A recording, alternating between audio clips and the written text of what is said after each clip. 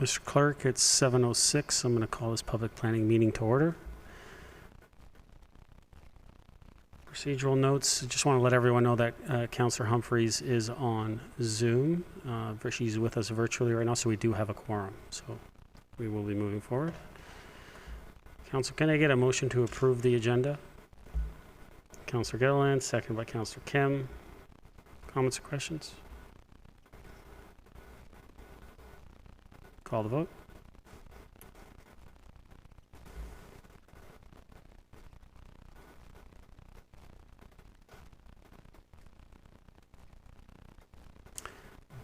Councillor Humphreys, how do you vote? Yes. Thank you.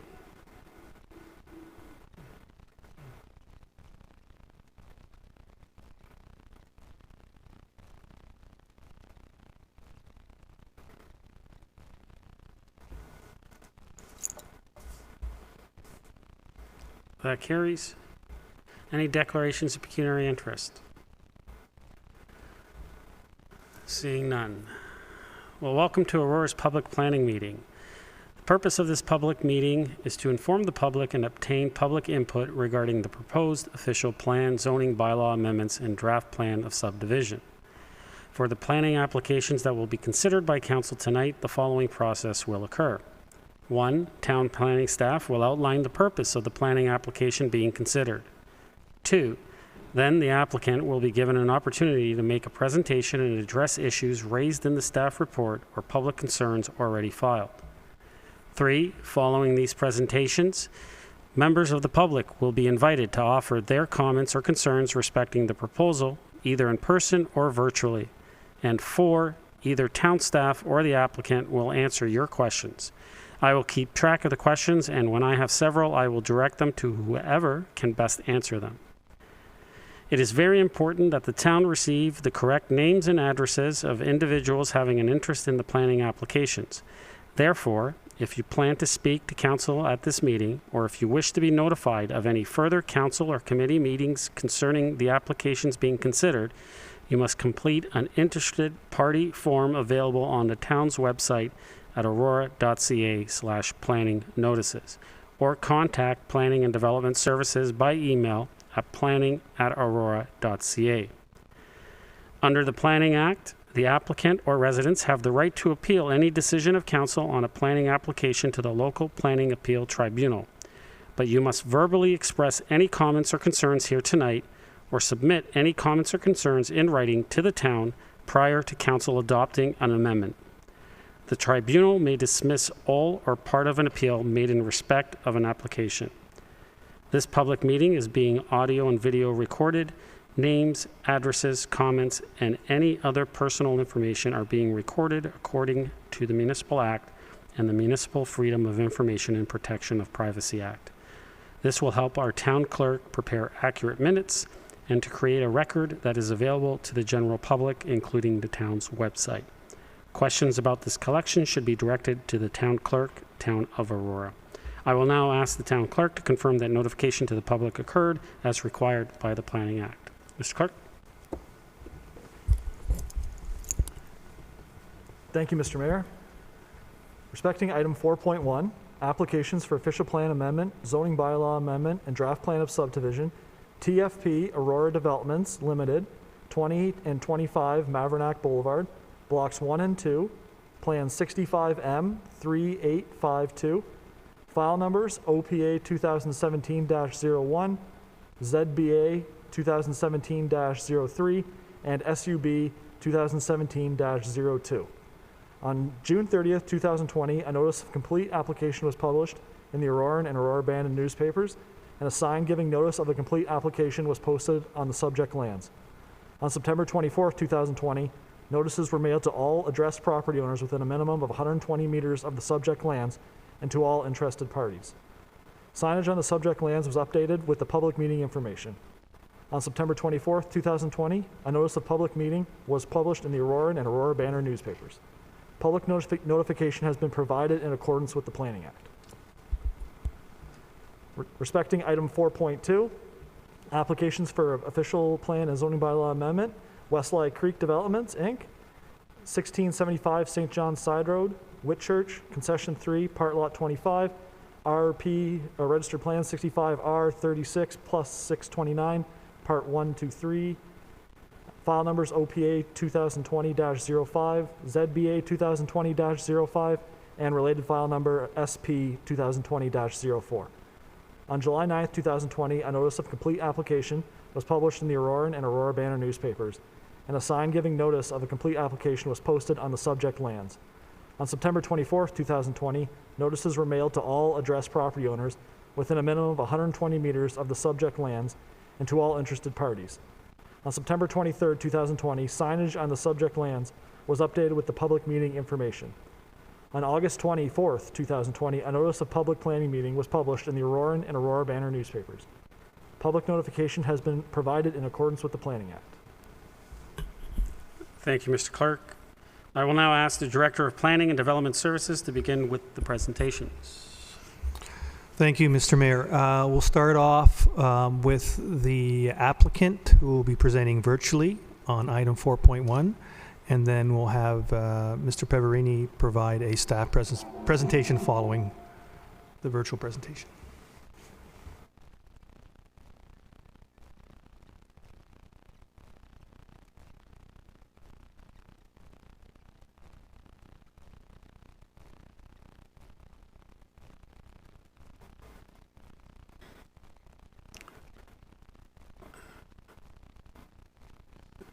Mr. Givens, welcome.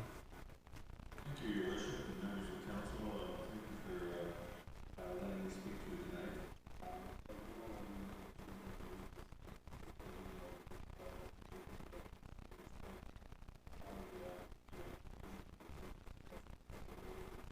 Before you will make decisions.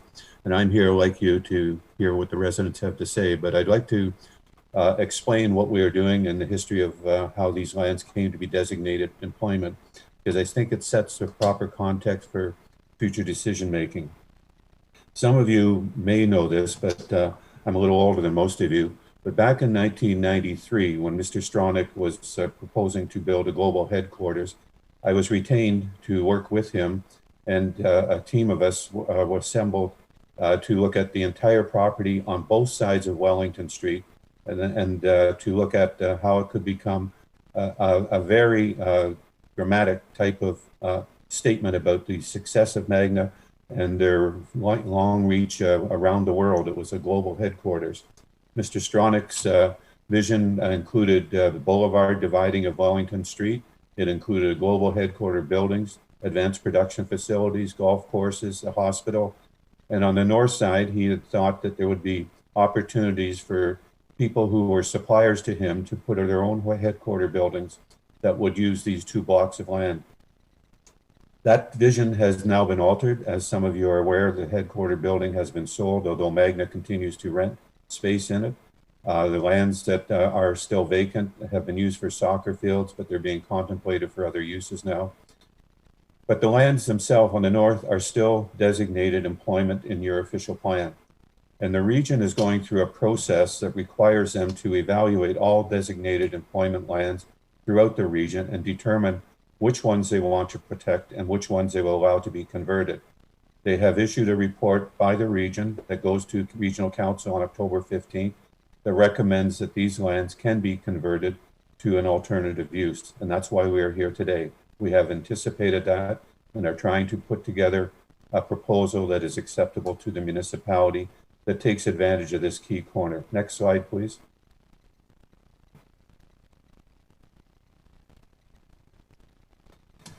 You have seen the black and white version of this plan in the staff report. The light yellow are single-family homes. The darker yellow are street access townhouses. The purple that you see there is lane access, that is rear lane access to townhouse units, so that the flankage on Mavrinac or on Wellington Street, this just shows a street face, much as has been done further along to the west along this same street. The interior colors in the lighter colored purple are back-to-back townhouses, a couple of parkettes, and the orange block is a seniors building with a combination of units that would be built for apartments or for care units. And that is being, will be operated by a firm and built by a firm called Bloom that has experience elsewhere, and I have representatives in attendance tonight that can speak to that if there are questions. Next slide, please. The context for it is you can see that the lands around it are primarily low density. We had taken that into account when we were thinking about how to interface with the existing housing. That's why we put low density around the edges of the property. We have a valley system on the east side, the limits of which were set many years ago before we had provincially significant wetlands. The Conservation Authority have raised a question about what should be the proper setback. We have dealt with that previously on lands to the north, and I know that because I did the plans for the lands in both 2B and 2C. You can see that along Mavrinac, it's always been a main avenue with an intent to create an entrance there that creates that kind of image that Mr. Stronach originally had of a gateway to both the lands that he owned on north and south side of the road. Next slide, please. The densities that you see on our block are intended to achieve what is now called opportunities for better priced housing or housing that is in range of many of the population that are looking elsewhere for housing. In that sense, we are doing it with the guidance of the growth plan from the province, which also asks us to look at how we can maximize opportunities to get people using transit by putting higher densities along major roads like Wellington Street. That's part of our plan that I know you will want to talk about. I know that there are residents who are interested in finding out what can be done on the north and side of the streets to deal with the transition. I'm aware of that, and that's the kind of question I hear from the residents, and I will speak to it at that time. Next slide, please. These are images that are taken from other developments that have already been built over in the Kleinburg area using the same type of product types. I'm pleased to see that these are taking on the form of architecture that is trying to marry traditional with modern, trying to find that balance. It's something that I think the public and the market are looking for, and I think that these products would fit into the community. I think they're houses that range in up to 3,000 square feet in size and would be compatible with the lands adjacent to them. Next slide, please.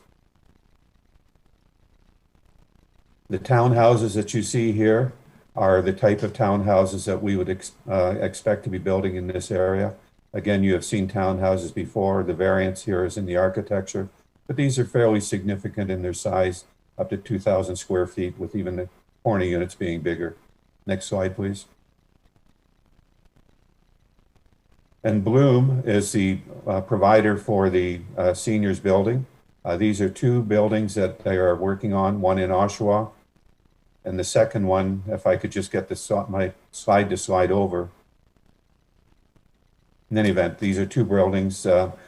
This is an experienced provider that is looking at coming into town to provide this kind of opportunity. Some of you be aware that in the 2C lands, we worked with a group that was more of a co-op type of group that built seniors buildings. This is picking up on that same idea that this community needs to be more complete and provide opportunities for all ranges of market and age types. And that's what we're proposing at this key intersection. Next slide, please.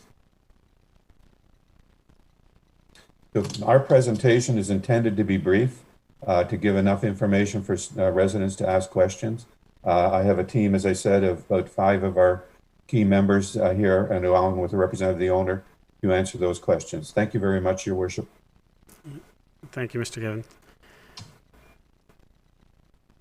I will now open it up to members of the public. Oh, sorry, we have our staff presentation, do we not? Mr. Waters? Staff presentation? Thank you. Matthew Peverini will provide the town's presentation now. Thank you.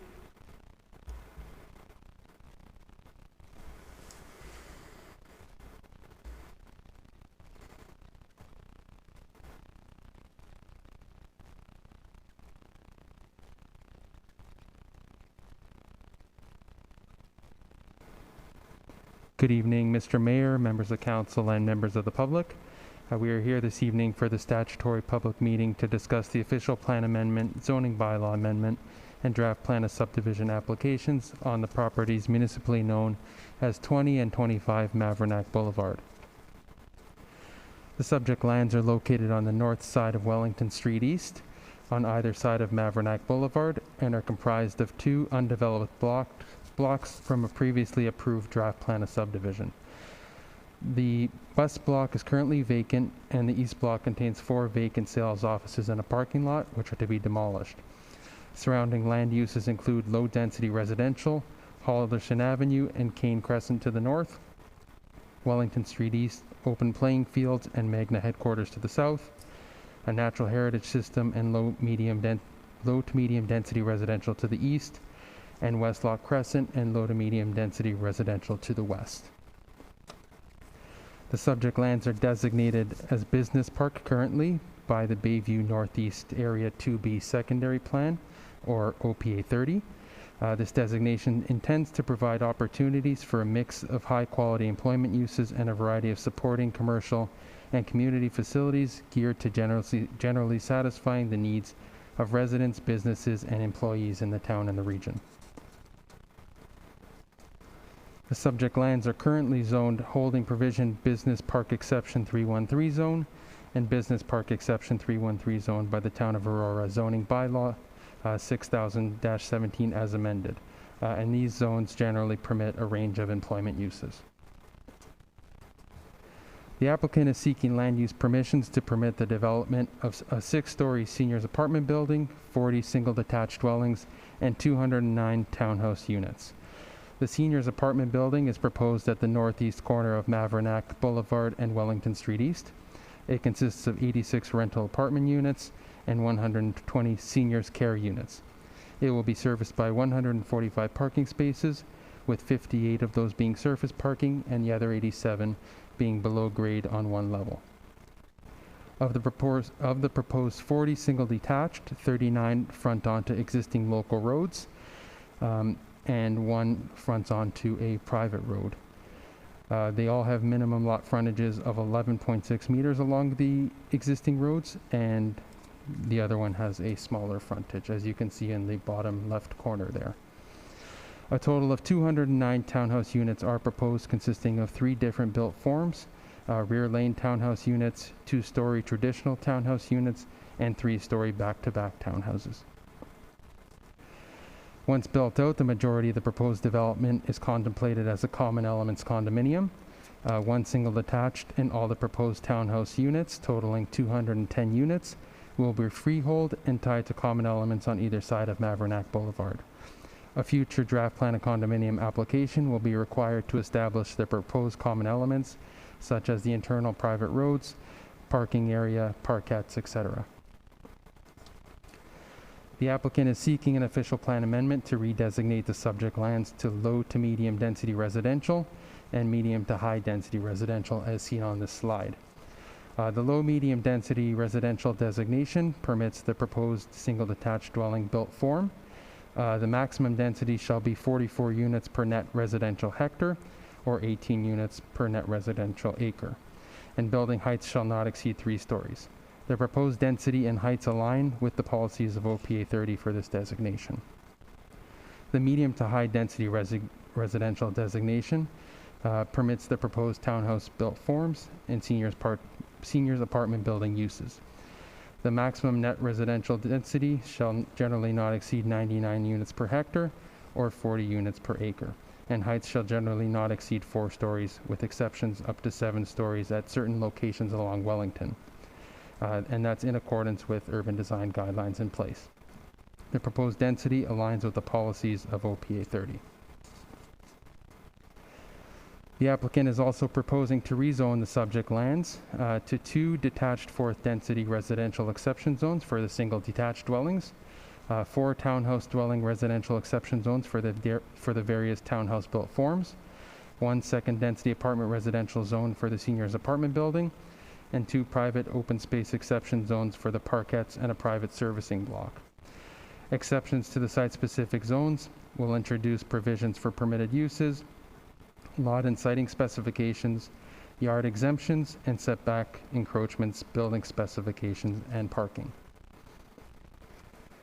The applicant has also submitted a draft plan of subdivision application to create 39 residential lots along the north and west boundaries of the subject lands and 3 residential blocks. 1 block will be created for the seniors apartment building, while the other 2 blocks will be reserved for the common element condominium development on either side of Mavrinac. A future part lot control application will be required to create the freehold townhouse lots on blocks 1 and 2 in the slide. The proposed application will be reviewed in the context of all provincial, regional, and municipal policy documents as listed on this slide.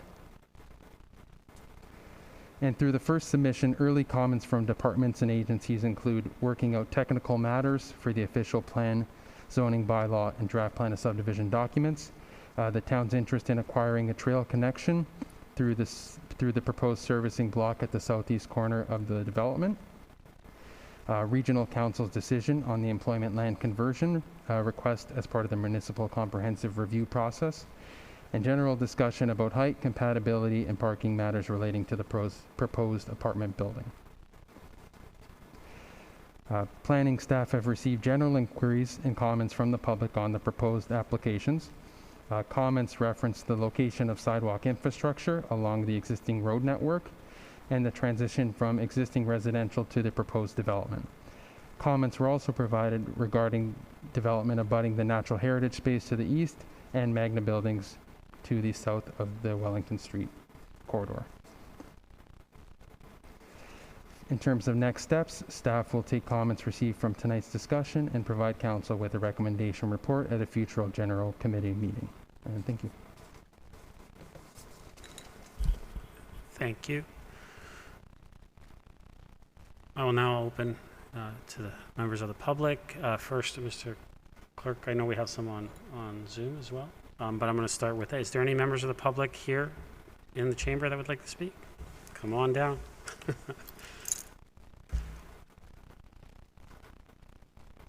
So I just ask you to state your name, your address, and you'll have 5 minutes to speak. My name is Catherine Billett, and I live on 103 Weslock. Okay, could I just get you just to shift over just a little, no, closer to the mic, just so everyone can hear it. Yes, that'd be great. I have to do this too because I won't be able to. I know it's a bit difficult with the masks on, but we're all doing our best.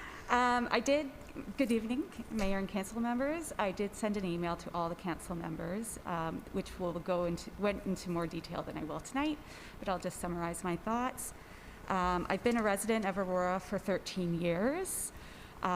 Before living in Aurora, I lived in Markham. We left Markham because it was very busy and the traffic, and we moved to Aurora, and we've been very happy here. I live on Weslock.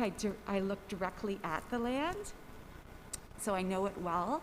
5 years ago, I tried to sell my house and was unable to because the question always remained, what's going to happen in the land? And with that unknown, buyers didn't want to invest their money. So at the time, it became very aware to myself and my husband that we needed development of some kind there, just to sort of, if we ever wanted to make some changes. So we've been waiting patiently and seeing what's going to happen. Lots of rumors at different times of what was going to happen on that land. Of course, when we bought the house, Magna told us that they were going to build buildings there, and they had restrictions on what they would look like, and that's what our neighbors thought. Now, I welcome residential there. I would much rather look at homes than warehouses or anything else that they might put there. The only thing that my neighbors and I, from talking to them, we've had little meetings throughout the summer about the land, is the lots facing us that the developer's putting in. I'm so happy that they've compromised and have decided to put single detached facing our lands instead of townhouses, because I don't think that would be a very good transition. And I understand we were all a bit shocked about the density of the building with the condominiums and the townhomes, a lot of traffic and a lot of people in a small amount of land. However, I do understand the reasons for it. I understand the transportation reasons and the message that is coming from the government and wanting to develop and put more high density in. I do understand that. I think what we're asking is that the lots just be a little bit wider and bigger so that, especially on one of the slides, when you look at her homes and the house that they're building on it, it's almost double. And so that it doesn't look so visually squished in. When the developer tonight said that some of the detached homes were going to be 3,000 square feet, it makes me curious. I know my home is on a 50 by 90 lot. It is 3,200 square feet, and my neighbors have 3 floors, and some of them can be 38 to 4,000 square feet. Knowing the sizes of the detached lots that I believe right now are proposed are 38 by, I don't know what the depth is, but it's not very deep. Makes me curious as to how they would fit a 3,000 square foot house on that lot. And also, if it is going to be that big, what is that going to look like? The houses are going to be very squished with very little space in between them. Our lots are quite larger. It's more about the visual aspect of when you drive in. We want them to look like they visually belong there. Obviously, the style of the home is going to be more modern, and it's going to look very different. There's nothing we can do about that because we have been here for 13 years, but we don't want to drive in and it be shockingly high density. Behind the single detaches, it will be high density, but the... No, you still got 1 minute. Go ahead. Sorry. I think that's our main concern, and the traffic in that area. Already at Mavrinac in Wellington, at peak hours, you could be sitting there a couple light changes to get and merge onto Wellington, as well as some people go over to Conover. There's no light. So then to merge, and as well with all the building up Leslie, the apartment buildings, and the commercial at Leslie, it's just bringing a lot of traffic into the area, so that's another concern of the neighbors as well. Okay. That's about it. Thank you for listening. Thank you very much. Any other members of the public that wanted to come up and speak? Nope. Nope. Mr. Clerk, any on virtually? Thank you, Mr. Mayor. I think Dennis on Zoom would like to make a comment. Dennis? Okay. Yeah. Dennis, go ahead. Yep. Okay. If I could just get you to state your full name and your address, and then you'll have 5 minutes. All right. So my name is Dennis Chow. I live in 63 Townhouse Crescent. So basically, my understanding is there will be a development, but currently the zoning is a business park. I believe there must be a good reasons for such designation. So my question is, why don't those reasons make sense anymore today? My understanding is the official planning and the bylaw zoning are the contract with the resident of the Aurora. This council should honor the contract and have a commitment. So we cannot say, okay, you can approve one thing today, then you change the, something else tomorrow. So like the business park, if there's some like the banks, child care center, and dry cleaning, convenience stores, why those cannot be developed in such designation? Thank you, Mayor and all the councillors. So that's it. Thank you, Dennis. Mr. Clerk, any others on virtual? One more at the moment. Jonathan on Zoom. Jonathan? Jonathan, are you there? Oh, yep. Hi, Jonathan. Yes, if I could just get you to, everybody. if I could just get you to state your full name and your address, and then you'll have 5 minutes. My name is Jonathan Garcia. I live on 47 Kane Crescent, and I've lived in this community. Actually, I grew up here since I was a small child, so I'm very familiar with the growth and development of this town over many years. I have a number of concerns. I live on the unit, I guess, and here on the map it would be 163.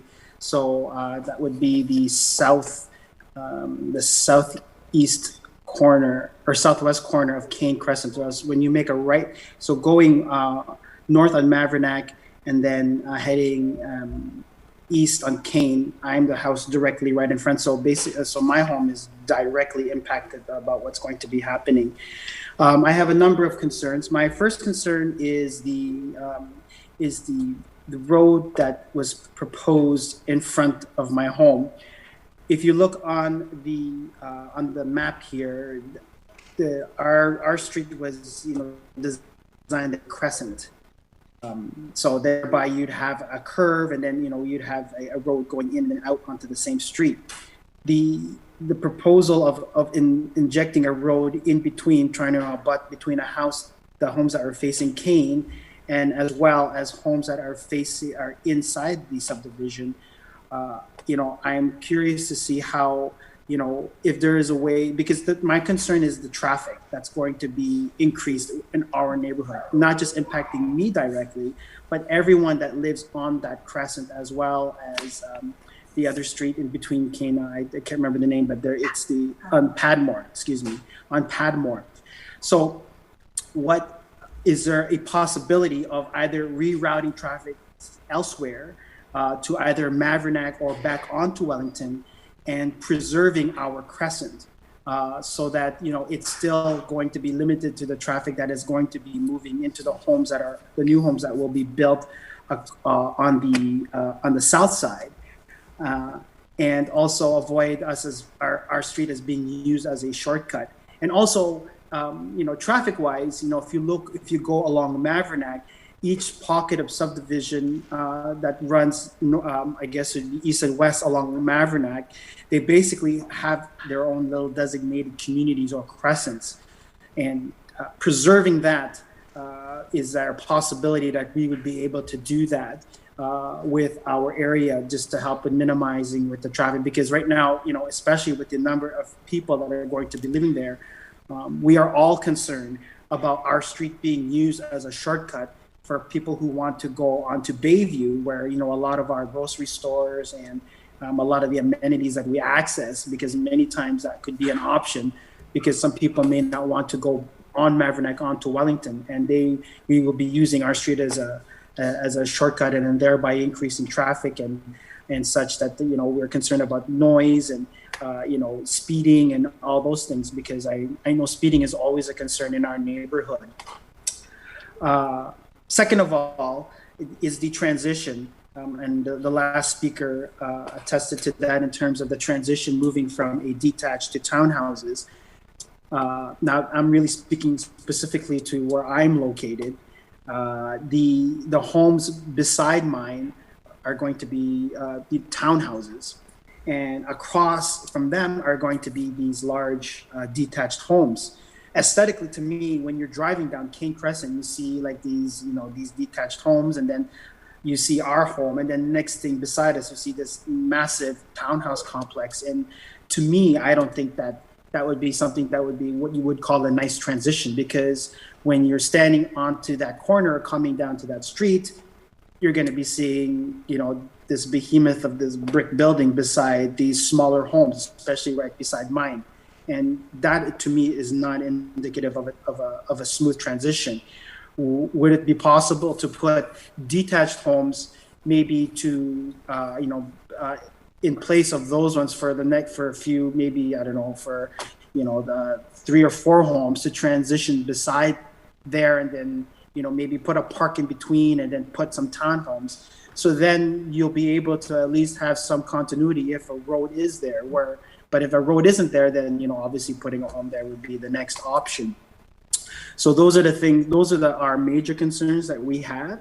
Also, with the density as well in the area, would it be possible to reduce the amount of density inside the subdivision, so that we're not looking at increased congestion? Because right now we have roads that are moving into Kane, we have roads moving into Halderson with a higher density area, and that is not proportioned to the areas that are inside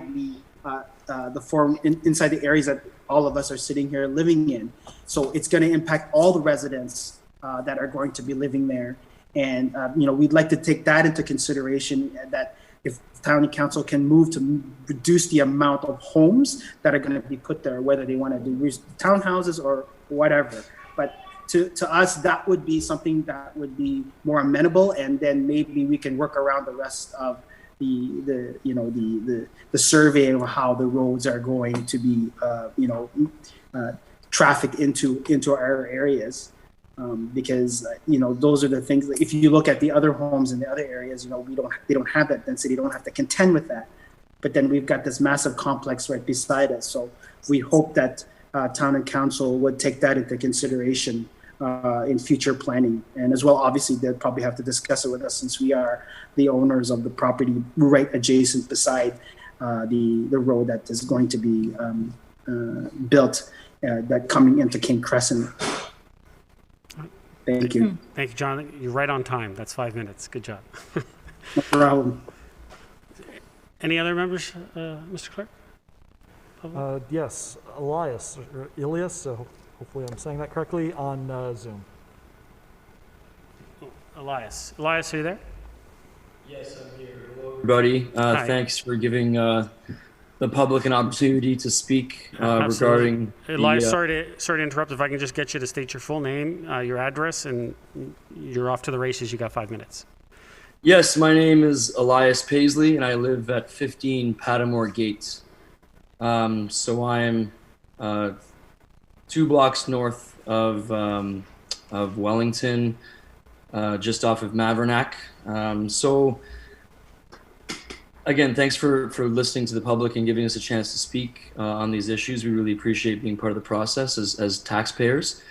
I share the concerns with the other 2 local residents that voiced their concerns.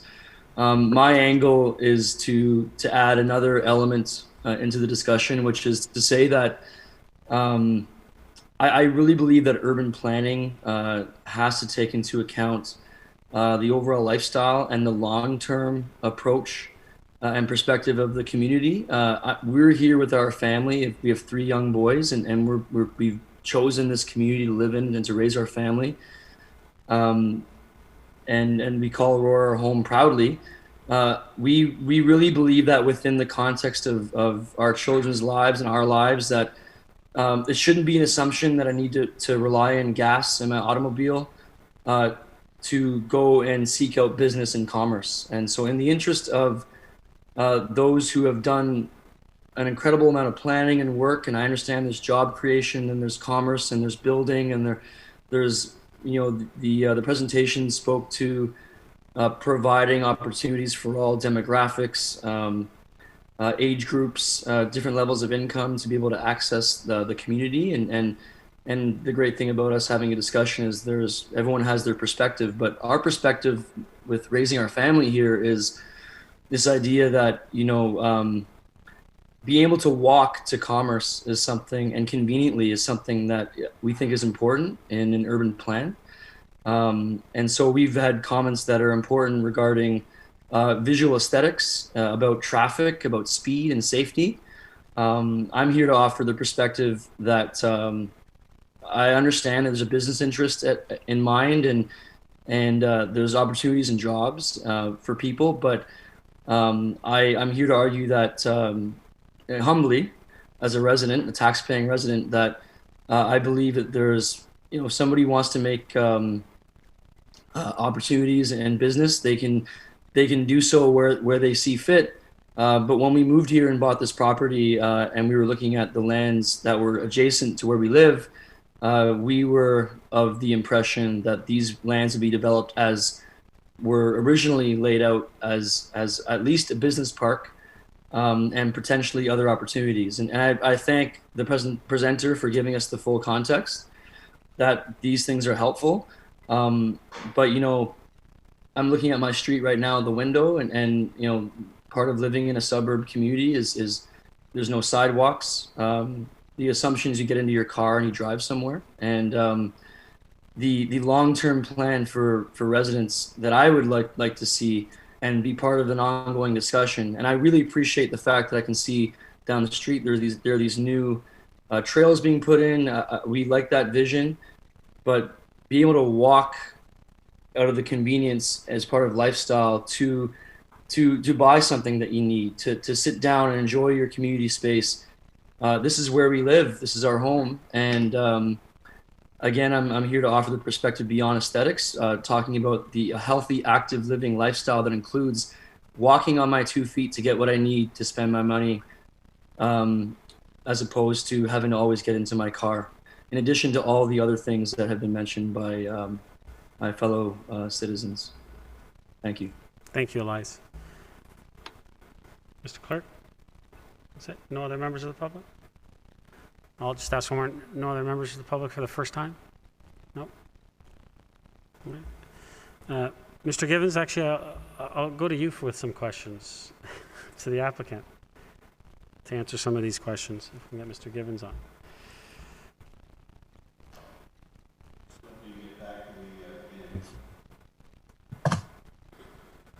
Starting first with the this idea that we could have better transition if we were able to increase the lots by a little bit. We are aware that that's a recommendation that has come from several residents and have discussed it amongst ourselves, and I can commit to coming back with something that I think will be taking that into account. The owner still has to make that decision, but I will be looking for guidance from them, but I believe it's a valid request. With respect to the preservation that Dennis had asked for of the current zoning for a business park, which sort of dovetails with the last speaker, these lands are not in a great location to attract business uses. They're mid-block. They don't have the kind of attributes that industry is looking for new headquarter buildings or new offices, which are usually as close as possible to the 404 or to major transit like you have on Yonge Street or on Highway 7 or on the subway. They're a bit offside from that, and the only reason they were ever designated employment was because of that vision that I described that Mr. Stronach had, which no longer is valid. The business that Magna has is evolving. A lot of their staff are working elsewhere, and a lot of their business is working elsewhere, and they don't see a need for this, and as a consequence sold the land. So the use now is basically, what else can you do on the lands? And in our view, the best thing you could do on it would be something that's more in keeping with the balance of the lands, which is residential. With respect to the comments made by Mr. Garcia, I think I did address that to a certain extent in my first response, but we will look at what he's suggesting. He's a very articulate young man, and we will take a look at his requests. I know traffic is a common issue that we deal with on every application. We just seem to be running out of road capacity the longer we continue to grow our population. We don't have enough roads, and that's a common problem, and that's one of the reasons we're trying to get people into transit. But we will look at it. His suggestions do have some logic to them. And the transition that he's talking about of perhaps some alternative housing to town housing adjacent to his, we will look at that as well. Mr. Paisley's comment, I did share or did comment on most of what he said when I talked about the basis for what was the rationale for the employment designation, and that we would look at it.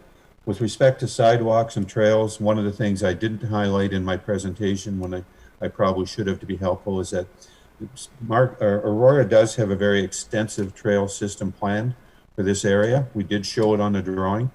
Connecting to it has always been a municipal priority.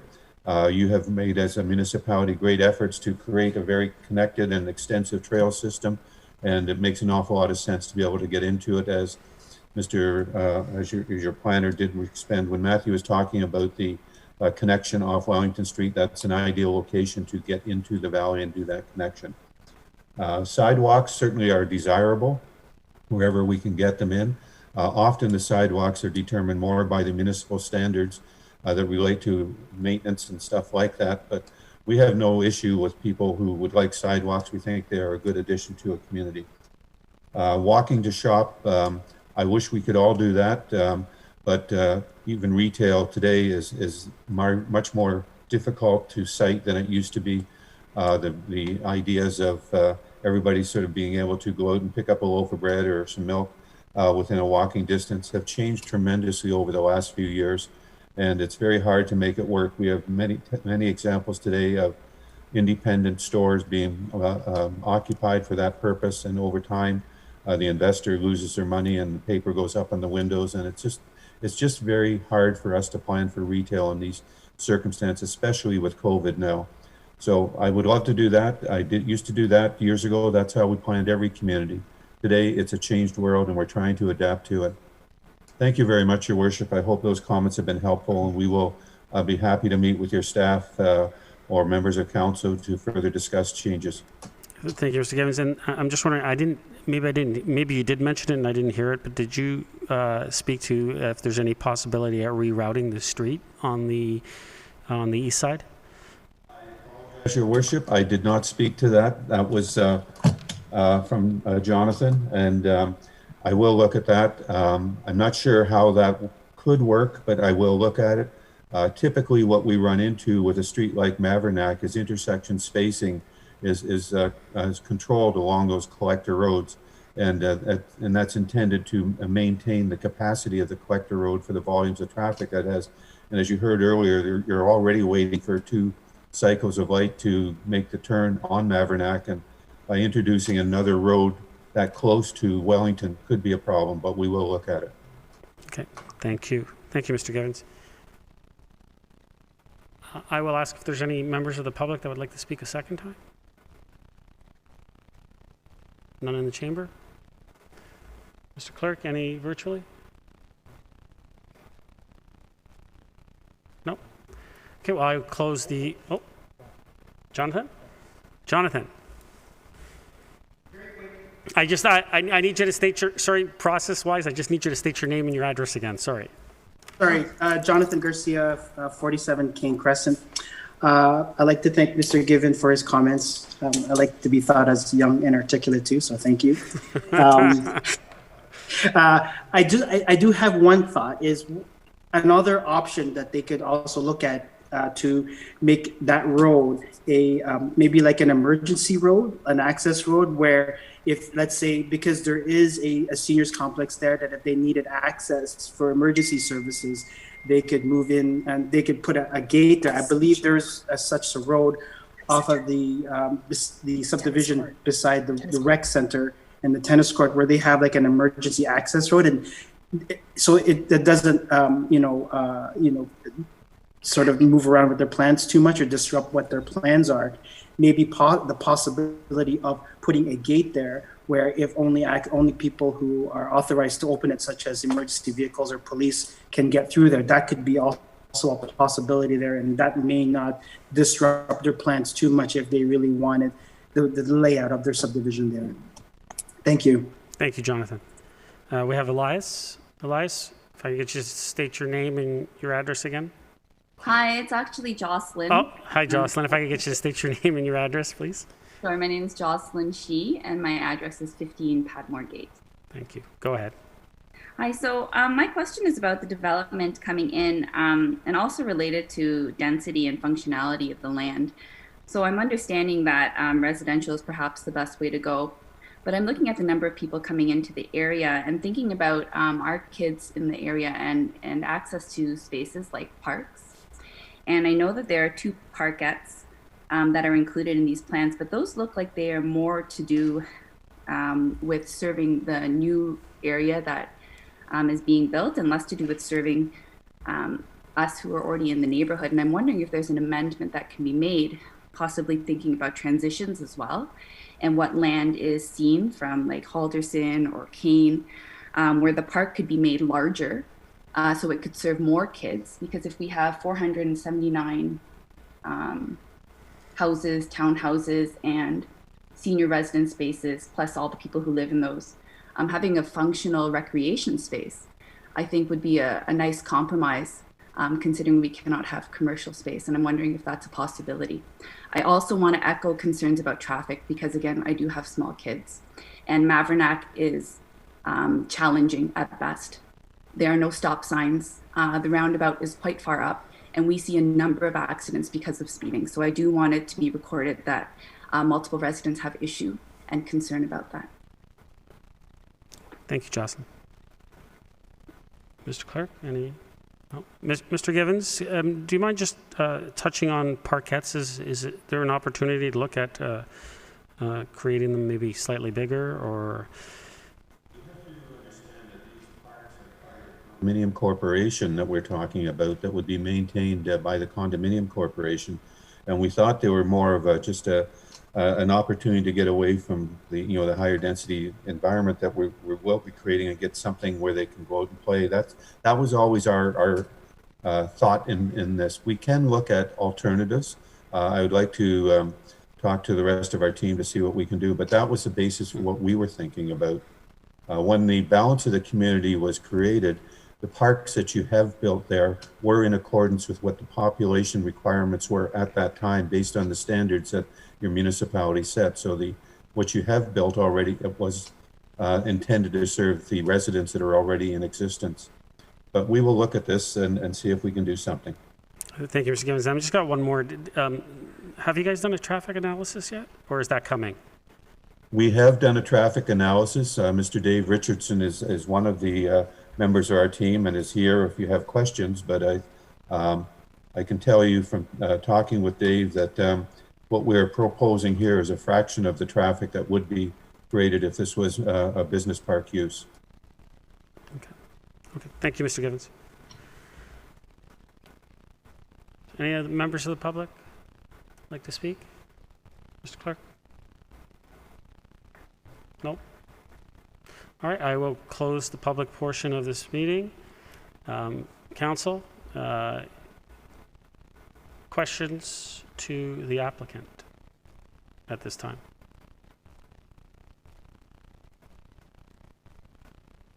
Councillor Kim. Thank you, Mr. Mayor. Through you to Mr. Givens.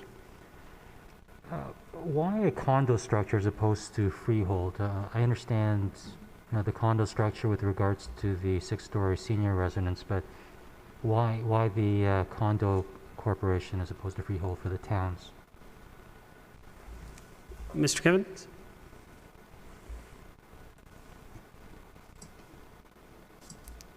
There, thank you. I had trouble getting back on. That's a form of housing that has become fairly common for townhouses. It's basically capturing an idea that you can live in an environment where your maintenance is done by others, and you only have to worry about the little bit of land around you. And one of the things that we have observed elsewhere, with freehold townhouses, that you get a very inconsistent treatment of the streetscape, where some owners will maintain it and others don't. And some municipalities have gone so far to say is that if they're going to have townhouses, they would mandate that it be condo. So that's a consideration from a design and urban look point of view. So that's the two reasons. Market seems to accept it, and it does guarantee that you've got a good looking street face. Councillor Kim? Thank you. And the resident, Mr. Garcia, talked about the north-south road, and given that your traffic consultant or traffic analyst is online, just wondering if I can address the question to yourself or him. Come online, and he will speak to it. Yeah, the specific question is, and I think Mr. Garcia kind of alluded to it, but I mean, everyone from the development on the east side of Mavrinac, their main goal is to get out to Mavrinac in order to get to Wellington. Anyone going up north to get into Kane will likely make a left turn going west to get onto Mavrinac. So if everyone's trying to get to Mavrinac to get onto Wellington, or if they wanted to get to St. John's, they could just go north on Mavrinac. What's the point of the north-south road? And if you were to close that road, would that not make more sense? Mr. Richardson? Yes, Your Worship, members of council, thanks for the opportunity to speak. I'd just like to preface my remarks by saying, yes, we've studied this site in quite excruciating detail on 2 separate occasions, and I also did all the work related to transportation on the Area 2C West development on the west side of Leslie in the neighborhood. And I was also born and raised in Newmarket, so I know this neck of the woods pretty darn well. The thing that I think is important to understand, though, is this connection up to Cane Crescent is a very, very benign connection. There are literally just a handful of trips that would ever traverse that link between Cane and our development. Since the overwhelming majority of people want to get to Mavrinac Boulevard, if their destination is to Wellington, to either get into Aurora or over to Highway 404, and if they're going north up to St. John's Side Road, for example, they may choose to use Mavrinac or gravitate over to Bayview Avenue if that's more convenient. But just by virtue of the information we have at our disposal, which is very, very detailed and is based on a tremendous amount of science, is that the vast majority, about 90% plus of all trips generated by this development are destined to Wellington Street, either to go east or west, as opposed to infiltrating through the neighborhood. The connection to Cane Crescent, I guess, is a nice thing to have in the event that there's a problem. I recognize that Cane is a crescent and you have two ways out, but it does provide an option in the event of a problem, be that an emergency or if there's, say, a windrow of snow that's left across the front of Cane Crescent, either or both connections onto Mavrinac, then you've got another way out. But just to put your mind at ease that the amount of traffic that will come into or out of this development and would use Cane Crescent is less than the number you could count on the fingers of one hand. And I'd also like to acknowledge that despite the fact we have studied this in such wonderful detail, we know that the people that know this neighborhood the best are the folks who are here this evening and who are commenting and asking the questions, because you live there and we get it. And we want to make sure at the end of the day that this site works and works well. And as Mr. Given noted earlier, the development as currently proposed generates far less traffic than any kind of retail, commercial, office, warehouse, you name it. Anything that is an employment use has literally orders of magnitude more traffic that gets generated. So it's a real benefit to the neighborhood to have this residential development in place, and in particular, seniors housing.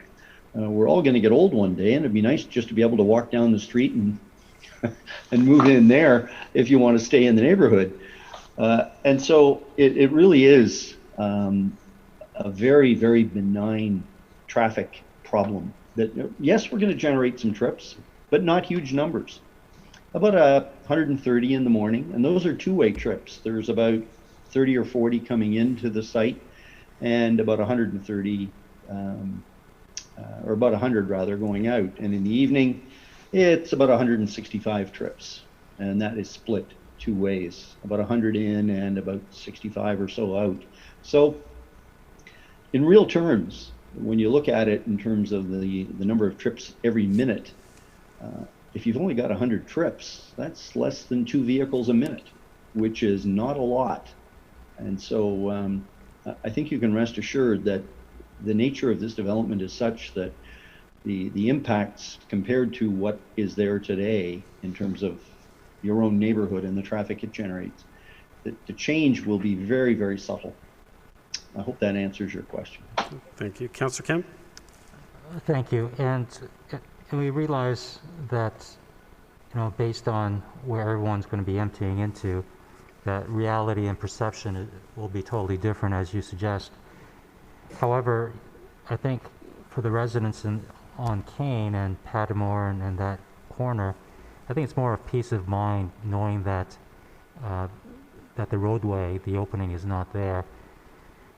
If between now and if we are to approve to go to general committee, would TAC strongly consider not having that road, or at least having, as Mr. Garcia suggests, a potential emergency road that's not open on a daily basis? Because like you said, if it's only going to be a handful of trips, it really means that it's not really going to be necessary most days.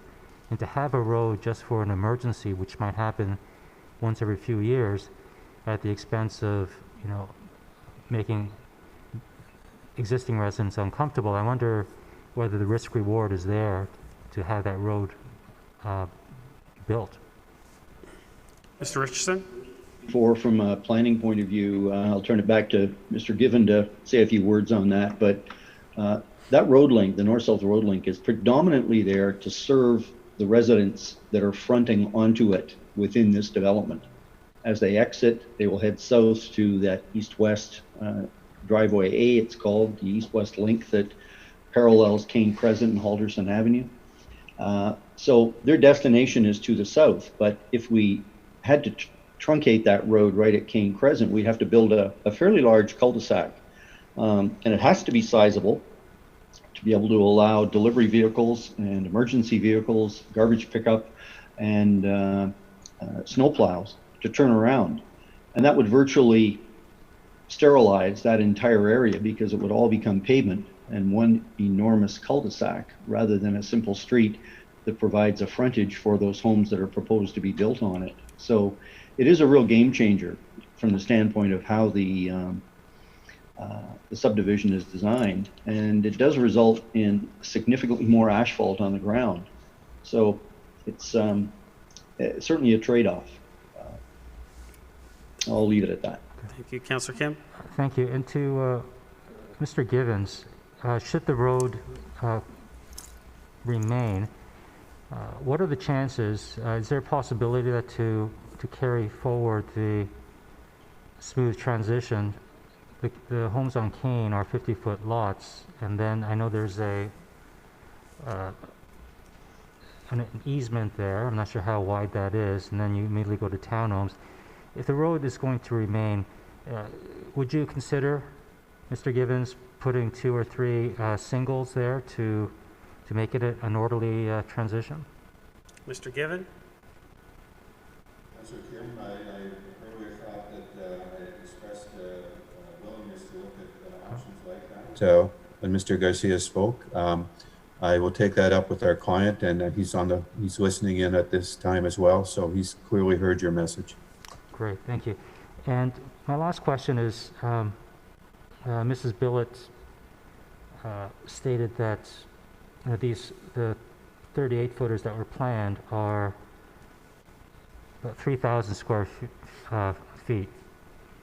Her home is 3,200, so she's wondering where all that space is going. And I know that in most new developments, the side yard setbacks are about 6 feet on one side and about 4 feet wide on the other.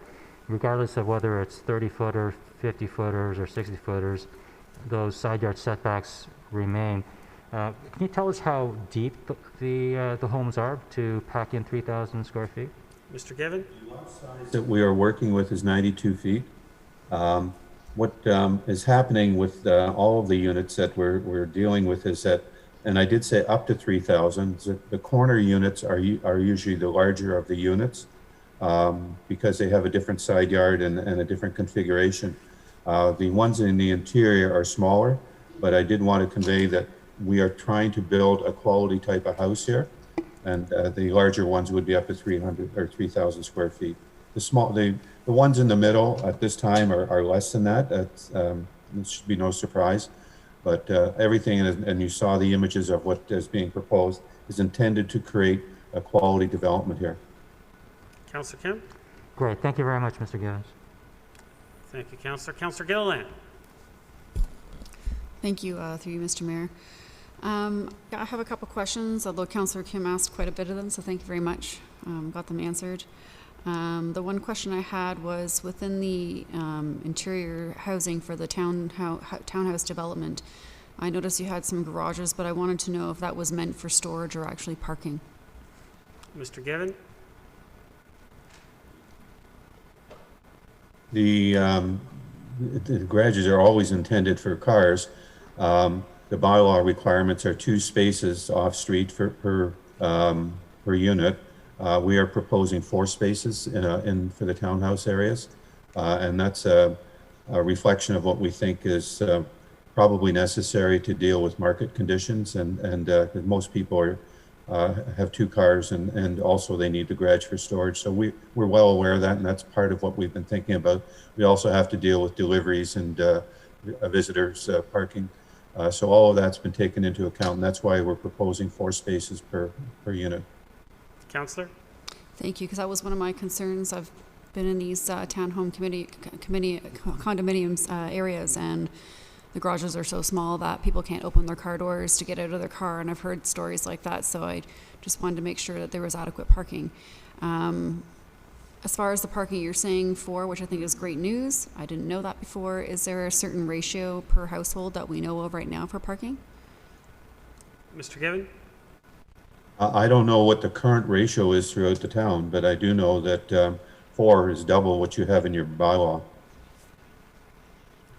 Councillor, I was going to suggest, Councillor Gillen, maybe you can ask that to Mr. Waters during the report. No problem. No problem. Any other questions, Councillor?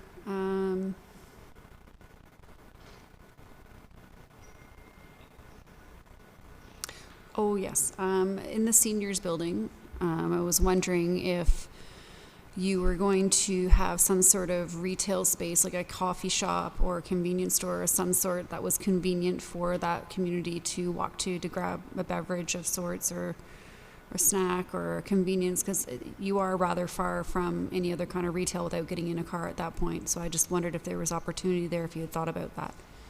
Mr. Given? Representative of the operator, Debbie Pacioretty, as in attendance, and I'm going to ask her to speak directly to that question. Thank you.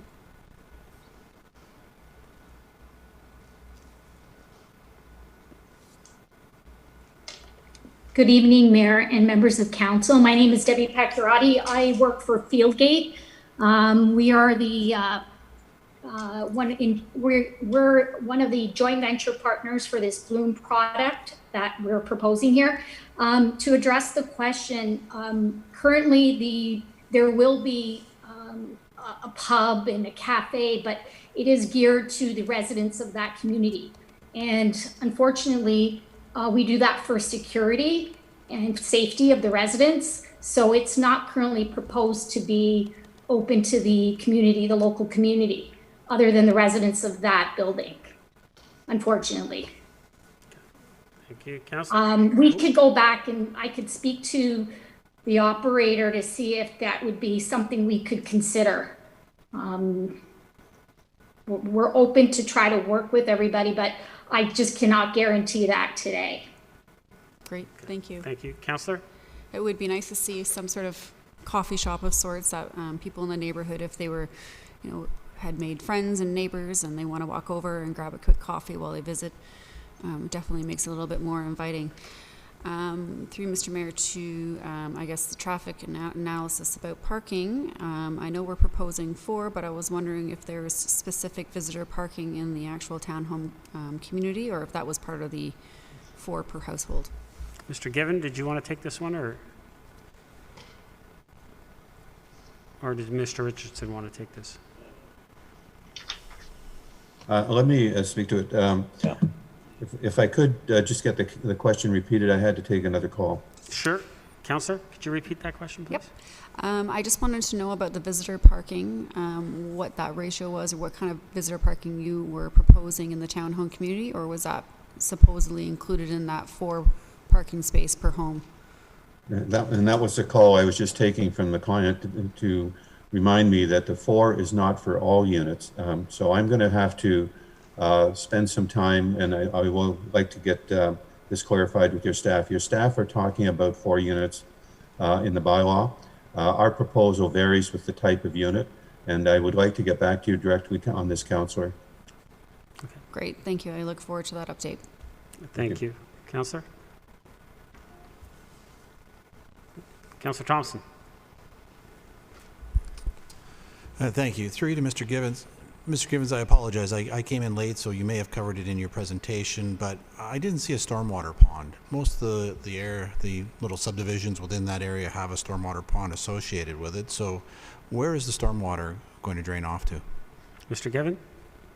Yes, we have a variety of stormwater measures that have been considered through our engineers SCS, and they include all kinds of solutions that are not end of pipe.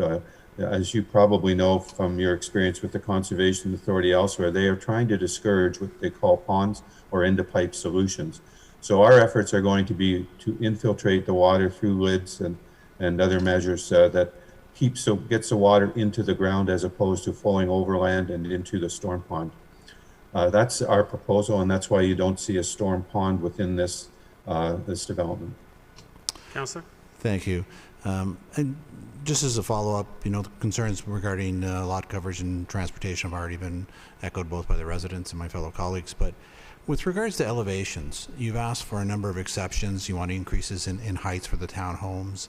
And so most of the homes on Halderson and Kane and Westlock, they're all 10 or 11 meters in height.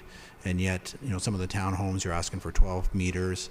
Obviously, the senior center, you're asking for 26 meters. Are you able to produce elevation drawings so that you can provide them to members of council so we can get a better understanding of how the development looks from the residents' perspective, from those homeowners who live on those streets? Because one thing I'd like to see is a degree of conformity, and I wouldn't want those 12-story townhomes to be greater in height personally than the other homes in the area. Mr. Given?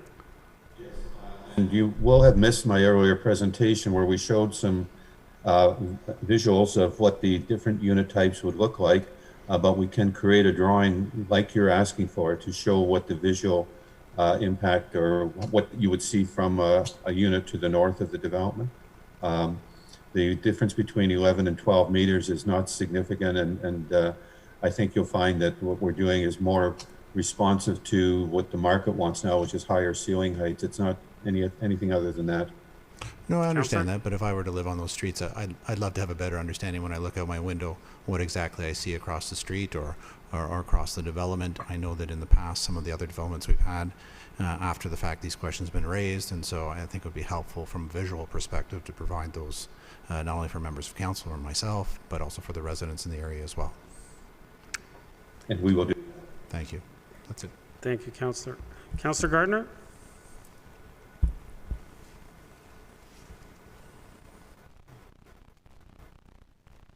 Councillor Gardner, are you there?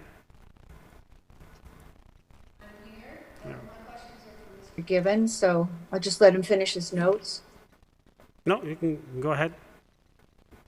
Thank you. Mr.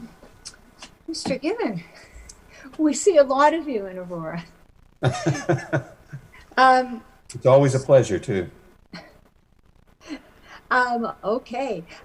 So I certainly agree with what Councillor Thompson has asked. It would just be easier for the residents to visualize that, and certainly for me. Is there going to be any indoor amenity space? I'm sorry, for the building. For the seniors building? Yes, there certainly is. And again, Debbie is the right person to explain that. This is a programmed building that will have indoor space for recreation, but I'll let Debbie speak to it. Well, I could just, if I could just ask you, I should have asked this first. So when you say a seniors building, is this going to be a retirement home that has all of these planned recreational opportunities and spaces? I guess, Debbie, did you want to speak to this? Sure. Through you, Mr. Mayor, and to council. Yes, this building will be registered under the Retirement Homes Act. This is a continuum of care type of facility.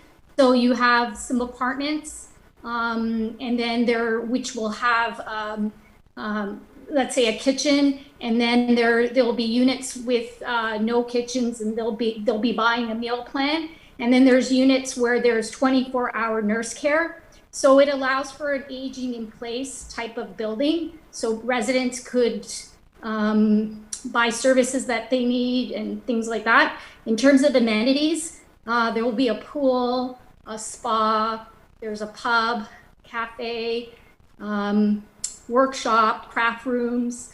There's rooms with that visitors can bring their family, so like a toy room sort of thing. Things like that, a salon. Thank you. Okay. Thank you. And going back to the comment from Councillor Gilliland, which was excellent, but if this is going to be a retirement home, I think having a pub or a cafe that's open to the public is probably not appropriate because of security issues. Some of these residents will have mental disabilities as they age. But it was a great question. To Mr. Given. Mr. Given. I'm back. Thank you. So I'm just following on that. I'm assuming that you're thinking for the building, the 206 units, 145 spaces is going to be because some of these people will not be driving? That's correct.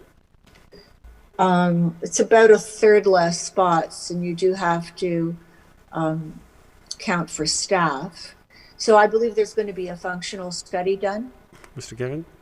That's correct. As a part of getting further approvals through site plan, we will be addressing those issues. Councillor? Thank you. With respect to the housing, the attached and free housing, are these streets going to be wide enough to have parking on one side of the street? Mr. Given? We have designed it so that there are sections where there can be parking, so that the parking is usually at the end of the run, and it's a cutout so that it's an actual dedicated parking area as opposed to on-street parking. So that's where we're assigning a lot of the visitor parking or extra resident parking. In some cases, there may be room to do some things on street as well, but that's a detail that we still are dealing with. Remember, we still have to go through a plan of condominium plan for this, and that's a detail that we can address in more detail at that time. Thank you, because we do have certain requirements for visitors parking. Yes. Thank you. And perhaps the next time you come, we'll have a better idea of how many parking spots are included in the homes. You said there won't be 4, some will have 3 or maybe 2. You'll be able to give council a better idea of the whole total of that picture? We have a table of, but it's I can't put it up on the screen. Okay. But we have that all in preliminary form, and I will provide that to Councillor Dillon and yourself and staff. Thank you very much. One of the residents, I believe it was Jocelyn, I thought she had a very good point. I didn't understand what you said about the parks. I thought you said that the parks that were planned in the area were certainly enough for the residents that exist in the area. What I was hoping to say, and obviously it didn't come across, is that when the balance of the 2B community was being developed, the parkland that was created was in accordance with the standards that the municipality has for park requirements for that population. And that's what was built and exists today. These lands were not a part of that calculation because they weren't residential. So if you're asking now about what we can do for parkland here in a condo area, if it's going to be managed by the condo corporation, it's directed towards serving the condo corporation. Yes. That's what I was hoping to convey. And that seems to make sense to me. Although I don't suppose anyone will be denied entrance, but it is to serve the new community. But is there a space? You have the 2 parkettes included. Is there a space that could be actually a neighborhood playground for this? Not under the current layout. We'd anticipated that we'd be asked for cash in lieu for parkland elsewhere. We've got the parkettes, and then the cash would go to providing park elsewhere. Councillor? Yes, thank you. We have had trouble with parks in this area. So as you said, the parkettes are really just to sit and read a book or watch the people walk by. That's what you mean by parkette? Yeah, I hope it does a little bit more than that, but yeah, it really isn't for playing fields or active play. Councillor?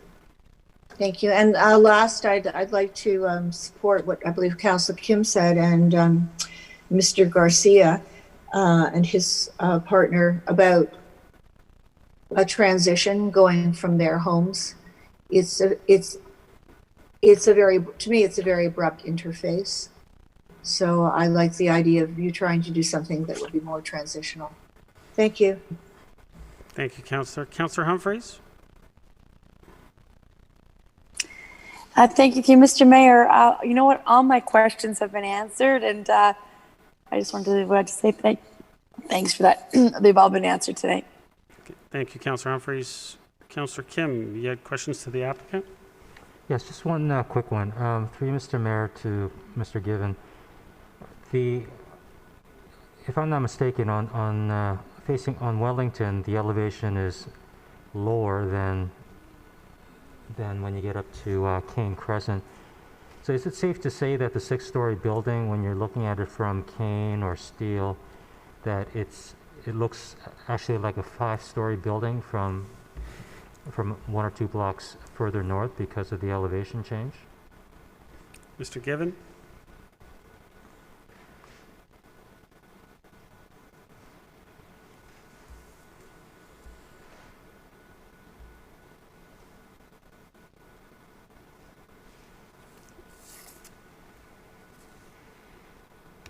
Mr. Given?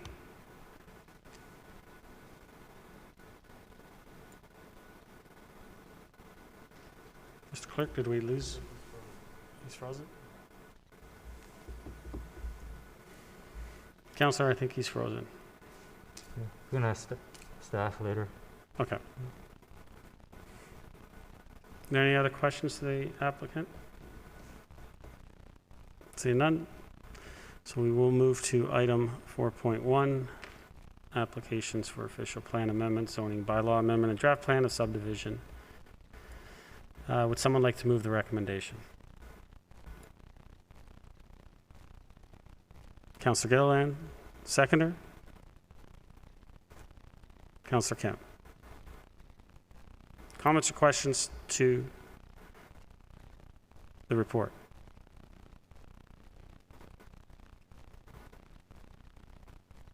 Councillor Gilliland.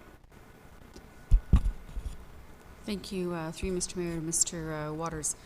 I know I'm going to get a report back on parking, but I thought I would ask you directly if you had any kind of stats on the parking ratio that's being proposed in the town community condominium section. Could you repeat that, Councillor? I was just wondering, I know that we're going to get a report back from the developer, Mr. Given, but I just wondered if you had any numbers in respect to the parking ratio per unit in the townhouse condominium section. Mr. Waters? Through you, Mr. Mayor. If you go to the report, page 25, you'll see a table, and in there it identifies the current parking of the R8 townhouse dwelling residential zone, and then the revisions that the applicant is seeking to the standard R8 zone. As you can see, they're looking at a minimum of 2 spaces up to 4 spaces depending on the zone that applies to the built form. As you heard Mr. Given describe a number of different townhouse built forms. From our calculations, it appears that they're providing 42 extra visitor parking spots based on their proposed parking standards. Councillor? Thank you. Could you just direct me to the chart you're talking about, because it's separated here and I only have 13 pages? Yeah. So, Councillor, it's Appendix A and B, page 5 of 8, 4 of 8, starting on 4 of 8. Starting on page 4? Oh, yeah. Okay, thank you. I'll review that later. Another question, just curious, because I know allocation has become some of it a bit of a topic of I guess how much allocation we have left. So I was just wondering if this fits within our plan as far as our proposed allocation that we have left between now and when we increase our stormwater management capabilities. Mr. Waters? Through you, Mr. Mayor, there's 2 allocations. There's a servicing allocation for water and sewer. And if the councillor is referring to that, there is sufficient capacity that we have from the region to provide for municipal water and sewer for this development. There's about a 4 to 6 year supply at the moment, and this would appear to be moving in that direction in terms of approvals. I think the developer is also interested in I&I, which is increasing the capacity of the existing municipal sewer system to free up additional capacity should the town's capacity become limited by the time this is ready for an allocation from council. Councillor? Great, thank you very much. Thank you. Councillor Kim? Thank you, Mr. Mayor. To you, to Mr. Waters. Regarding the drainage, so, on the report it states, and I think Mr. Givens responded to Councillor Thompson's question as well regarding the stormwater drainage. It states that the majority of the stormwater is going to be going through the easement and going partly into the wetlands, and some of it's going to be, soaked up by the groundscape and existing drainage that we have in the community. I guess in the detailed design process that's going to happen in GC when it gets there, the Lake Simcoe Conservation Authority will be reviewing and validating that those measures will be sufficient. Mr. Waters? Through you, Mr. Mayor, the Conservation Authority has in principle supported the approach to stormwater management that the applicant is proposing, which consists of the existing, the single-family lots, draining into the existing storm sewer, and then a supersized pipe with a controlled outlet with an oil and grit separator that would drain into the valley. Councillor? So in principle, they've approved, but by GC, we'll have a firm approval at that time. Mr. Waters? Through you, Mr. Mayor, what we'll have by the time we report back to GC is further comments from the Conservation Authority of any technical issues that have been arisen to date, and to confirm that the stormwater approach is supportable. Councillor? Thank you. And my final question is the question that I asked Mr. Givens. Would, because of the grade, would the 6-story building seem like a 5-story or even a shorter building when you're viewing it from further north because of the grade change going north? Mr. Waters?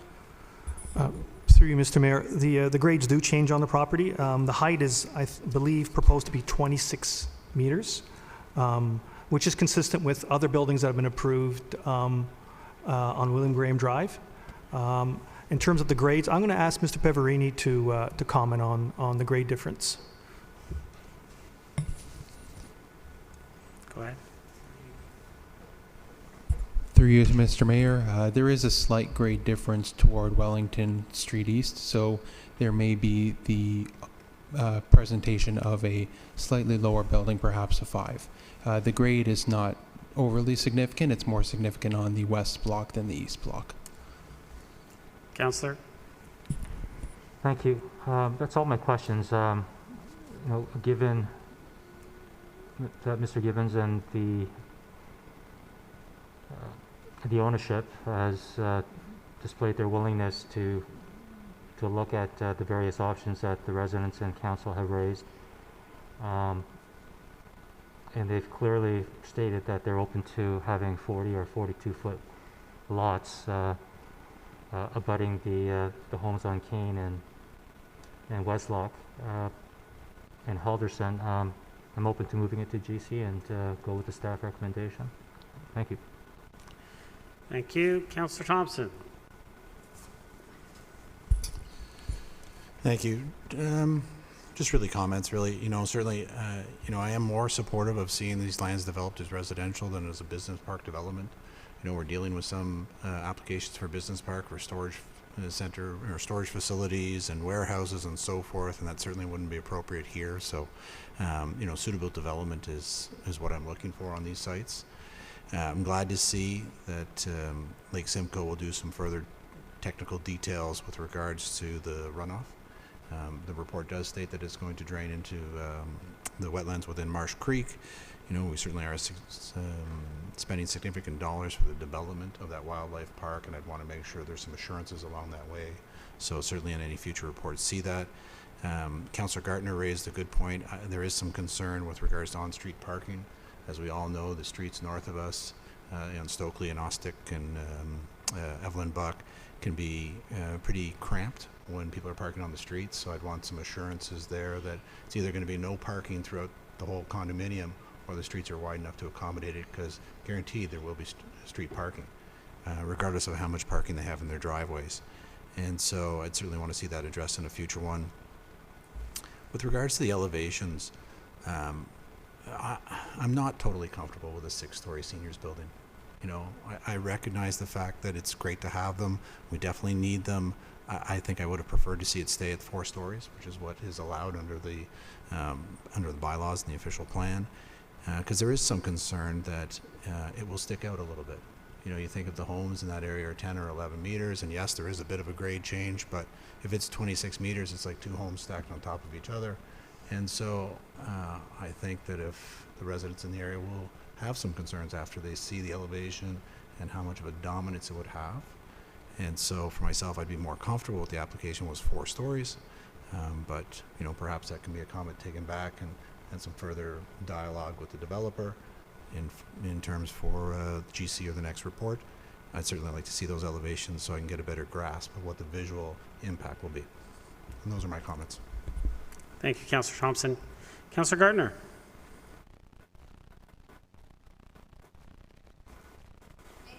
Mayor. I agree with Councillor Thompson on the point of 6 stories. I think considering what we planned for this area, what we've allowed to be in place, this is quite a diversion from what we had in mind and residents had in mind. And I do understand that the business park wouldn't fly because, as Mr. Gibbons said, it just wasn't an ideal area. And so they've gone to residential, but I think we need to plan this new residential in context with the existing neighborhood. We didn't have that many people talking about it. I did have some emails. I guess you had some emails. I had some conversations. It's very dense. And even with different transition, it's very dense. And I have a concern about the parkland, the new park on Mavrinac, which I still call Mavrinac Park, is very, very well used. And that would be the closest park, I believe, to this development. So I'd like to see some capacity. It doesn't need to be a lot. Where I live, it's not a big park, but as Mr. Gibbons said, maybe the parkettes could have some amenities, especially for the younger kids, and maybe even a gazebo for the older kids. With respect to the stormwater, I apologize, I meant to ask Mr. Gibbons this, but it says in the report on page 6, it says stormwater drainage for the majority of the development will be directed to the southeast corner of each parcel and conveyed via an easement to a proposed controlled outlet. And then that's going to go to the wetland within Marsh Creek. So I'm not sure if Marsh Creek is in the nature reserve, is in the wildlife area, the wildlife park. Perhaps you could, through you, Mr. Mayor, to Mr. Waters. Mr. Waters? Through you, Mr. Mayor, I'm not aware of that wetland being part of Marsh Creek. I believe it's at the south end of the site.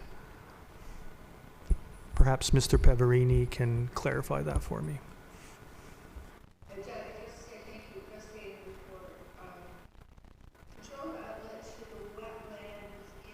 Marsh Creek. And I think that's all part of that environmental area there. Peverini? Through you, Mr. Mayor, that is my understanding, but that is something I can confirm prior to the next report. Councillor? Thank you. It does make me uncomfortable, even if it's a controlled outlet, which I'm thinking means it's letting not a huge volume of water at one time to go into the wetland. I don't like the idea of stormwater management to become part of a wetland area and a marsh. And I actually don't think it's appropriate.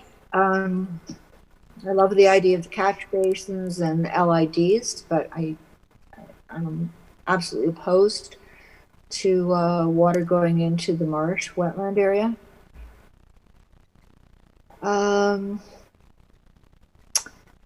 So the amendment is for a 6-story building, and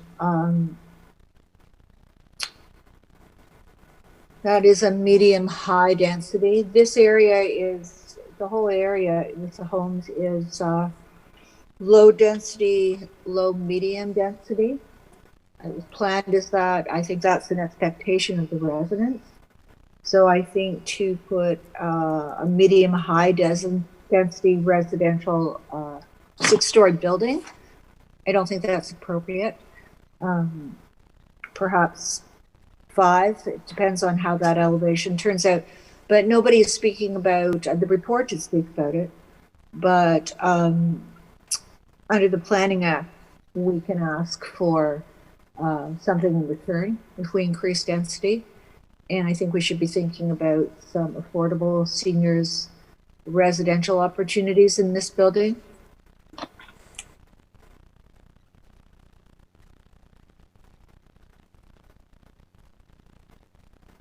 Echo again Councillor Thompson's comment about the streets.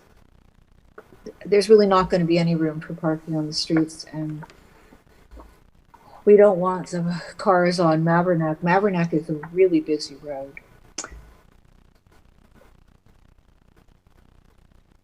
Councillor, I got you 5 minutes. Okay. Was that my first time speaking? That was your first time, yes. Okay. Thank you. Councillor Humphreys, first time. Thank you. Thank you, Mr. Mayor. Mr. Waters, the no parking on the street, or parking at a certain area, little designated parking areas. Has the fire department, have we got to this point, has the fire department understood sort of this area in terms of no parking and how narrow the streets are going to be? Mr. Waters? Through you, Mr. Mayor, I'm going to defer to Mr. Peverini for that technical comment. Mr. Peverini, has the fire department had any input on this as of yet? Through you, Mr. Mayor, on the OPA and ZB applications, the fire department has not voiced any concerns. They will voice concerns at the site plan or future stage with regards to this. In principle, they have no objection. Okay. Councillor? Okay, thank you. Mr. Mayor, again to Mr. Waters, I just like to really pay attention to this, because when you look at, and I understand, the densification and so on, but it just does seem really tight, and it does seem, there is a transition. I'm really thankful to Mr. Givens. He's really great at what he does, and the transition from the existing subdivisions into this one, I'm sure will be nicely done. I look forward to the next meeting. But I do have concerns about lack of parking on the street. This is, going to be quite a large amount of homes and residential areas where they're going to need guests or themselves to park. So I just get worried when I hear things like that. And through again to Mr. Waters, the existing areas around there, I believe there's parking on the streets, if I'm not mistaken, in the existing subdivisions. If I'm not mistaken, can I just get that confirmation? Mr. Waters? Do we know? Yeah. Through you, Mr. Mayor. Yes, there would be parallel parking, on-street parking, on Halderson Avenue as well, and Pattamore and Steele Drive. Yeah. Councillor? That's going to be a big difference, right? So really would love to see, if possible, when working further with the developer, if there's a way that we can help make some of those streets a bit wider and have some of those parkings available. Just back to the stormwater, really really looking forward to the Simcoe report because there is a lot of, there is flooding through the fields across the street. I can imagine this area right now, it's, got lots of soil, but eventually this will be filled. It'll be places that, excuse me, we're going to need to really understand how that's going to work. So, but I do trust the right things will be done in that area. I'm not concerned. Just looking forward to the report in that. Other than that, all my other questions were answered, and just wanted to, yep. Thanks very much, Mr. Mayor. Thank you, Councillor. Councillor Gilliland, second time. Thank you. Through you, Mr. Mayor, to Mr. Waters. Do you know how many floors are in the apartment buildings that are behind Town Hall and John Westway and the senior Chartwell buildings that we're surrounded by? Mr. Waters?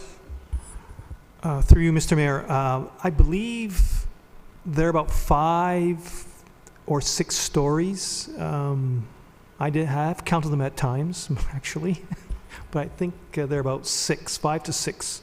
I think the one right across from Town Hall is 5. I think there's 6. I think there's a retirement home a little further up. I believe that's 6 stories. Thank you. Councillor? Thank you. I just taking comparables and what we have surrounded around us, surrounded by detached, mixed housing, townhomes, townhome condominiums, mixed with senior residents. And we do have this here, so we do have a good example. I am interested in what these elevations would look like at different vantage points so we can see what it looks like mixed in this community. Because perhaps it does fit, but I think having a proper rendition would help us kind of visualize what we're walking into. Thanks. Thank you. Councillor Gardner, second time.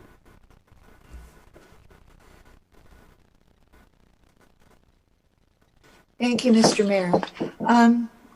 To Councillor Gilliland's comment, I mean, it may fit in, but the buildings, there's either 3 or 4 buildings.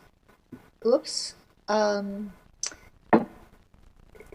mean, they are on a northwest street, on a main street that they seem to be more fitting there. I remember when they were first built, a lot of people objected, but I'm not sure that the new seniors building will fit in because of all the residential that it faces.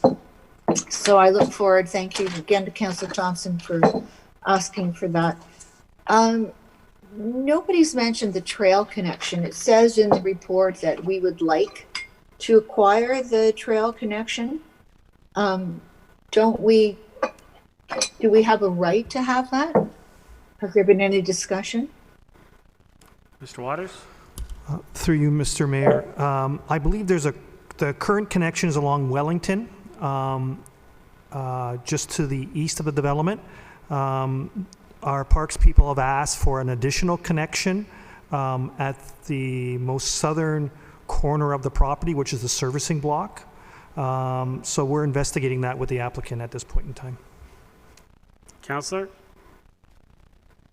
Thank you. It was my understanding that was a given, but we'll have to ask perhaps Mr. Given about that. With respect to, I guess, the plantings will come, later, but I just find this too dense.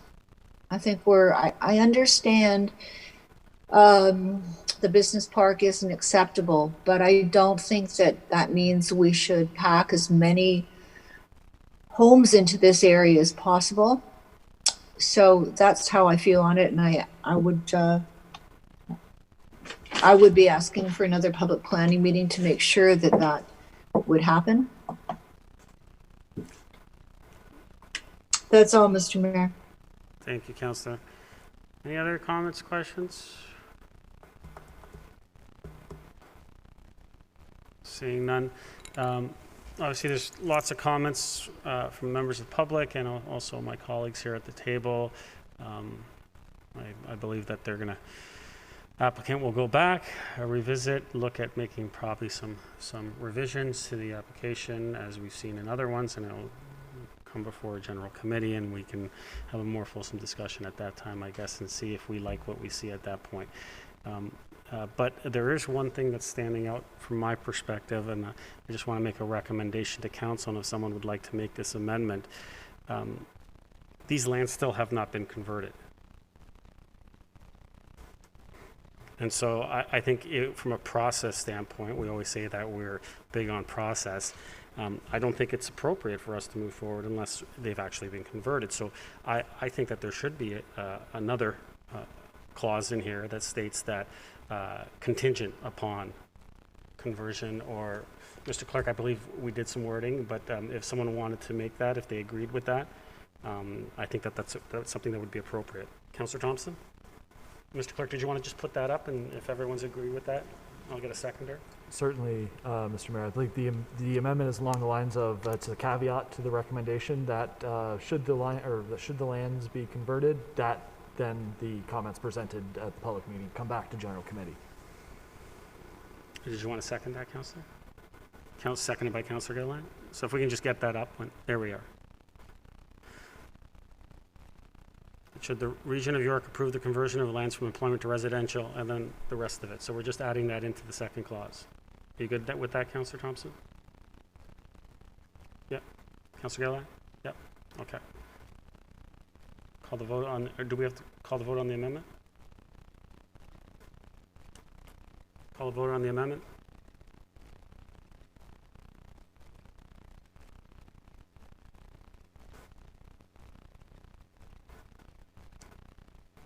Councillor Gartner on the amendment?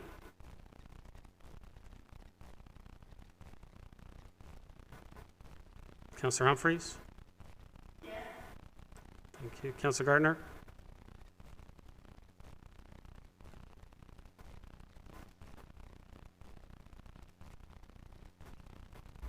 Did you hear me? No, I just heard you right now. On the amendment?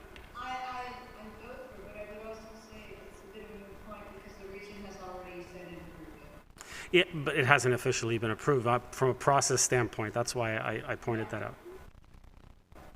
Okay, so you're a yes on the amendment? I'm a yes on the amendment. Thank you.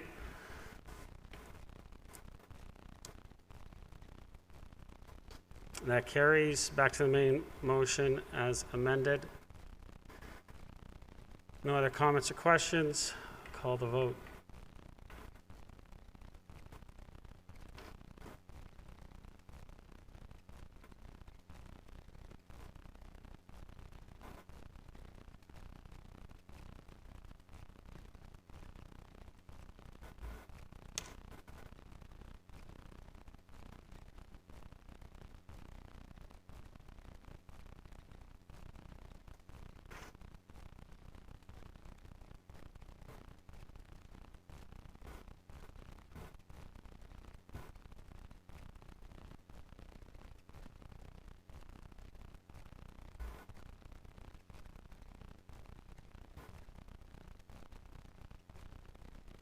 Councillor Gardner? No. Thank you. Councillor Humphreys? Yes. Thank you. Oh, Councillor Thompson? Did you vote? Thank you. That carries 5-1. Mr. Clerk, should we take our health break? Thank you. We will take our health break and be back for the second item.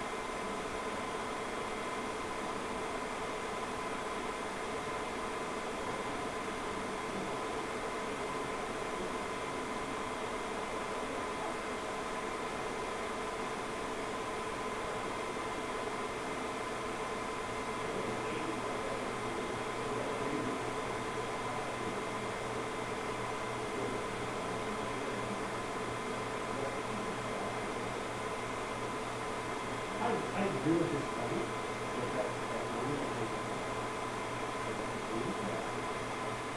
majority of them are used.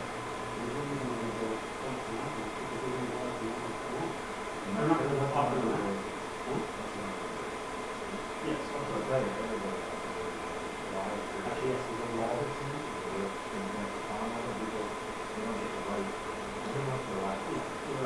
They're going around. There are not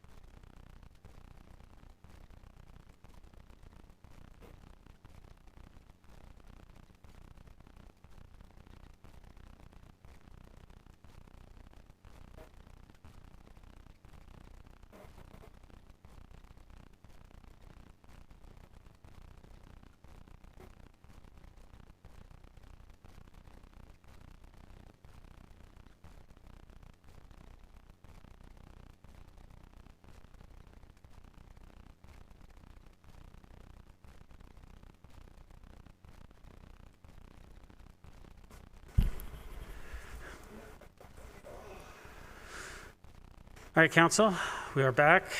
We'll go to item 4.2. Is the applicant here? Mr. Clerk, is the applicant here? On Zoom?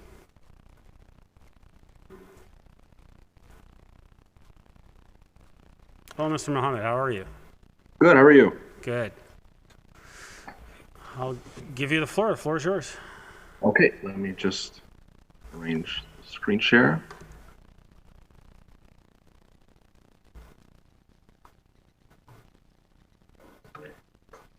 Okay. Okay, so good evening, Your Worship and members of council. My name is Hisham Mohammed with Humphreys Planning Group. I'm accompanied today with Rosemary Humphreys, and we represent the owners of the lands municipally known as 1675 St. John Side Road. The subject site is located on the southeast corner of Leslie Street and St. John Side Road, approximately 385 meters west of the 404 highway. The natural heritage system consisting of a woodland, valley land, and watercourse affects most of the southern half of the site and creates a natural divide in the development areas. The development limits have been established through consultation and technical evaluation with the LSRCA as well. Some of the immediate land uses include the draft plan approved Aurora Mills subdivision to the north, vacant land owned by the applicant to the east. To the south, we have an open space block and the Addison Hall Business Park lands, and to the west is low-rise residential dwelling units. Okay. The subject site has an area of 19.62 hectares with a lot frontage of 297 meters along St. John Side Road and 123 meters along Leslie Street. There's currently one occupied residential dwelling, one vacant residential dwelling, a farm use, and horse stable barns on site. And applications for an official plan amendment, zoning bylaw amendment, and site plan approval have been submitted to the town of Aurora to facilitate the development of a comprehensive business park consisting of a large industrial warehouse building, a retail building, an office building, and a gas station with a total net floor space index of 0.11 and a gross floor space index of 0.06. The proposed gas station and industrial buildings are located along the northerly property limit and along St. John Side Road's frontage. The gas station use has been oriented along the southeast corner of Leslie and St. John's to take advantage of a high degree of exposure and to maximize accessibility for motorists. The proposed retail and office buildings are located along the westerly property and fronting onto Leslie Street. The limits of development have been established through detailed environmental analysis and through consultation with the Lake Simcoe Region Conservation Authority.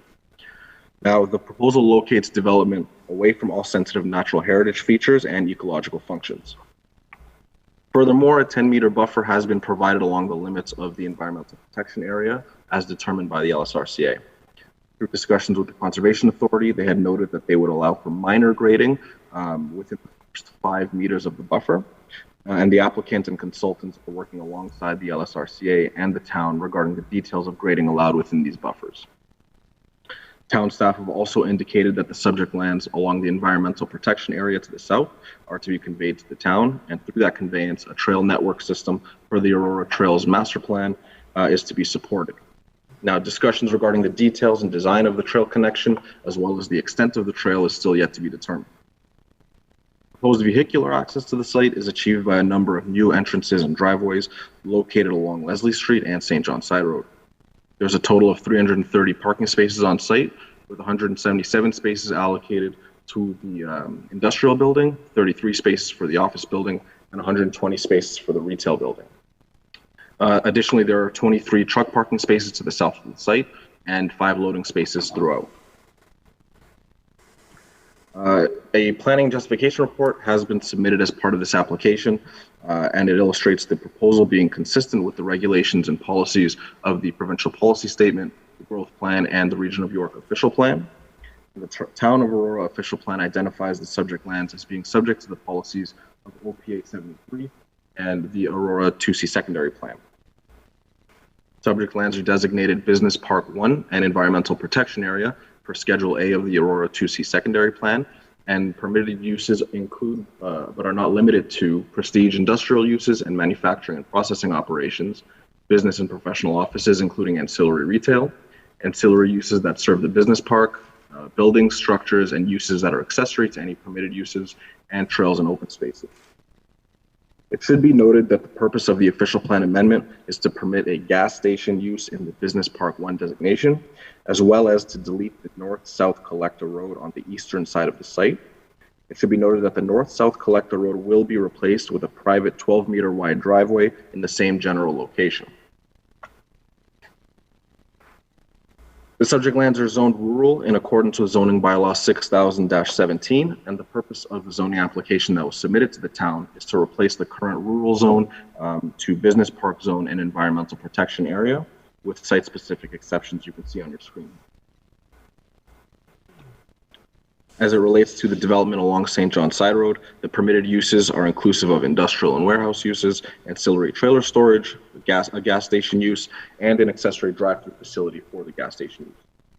The industrial building is roughly 17,000 square meters in size, whereas the gas station is roughly 8,700 square meters in size.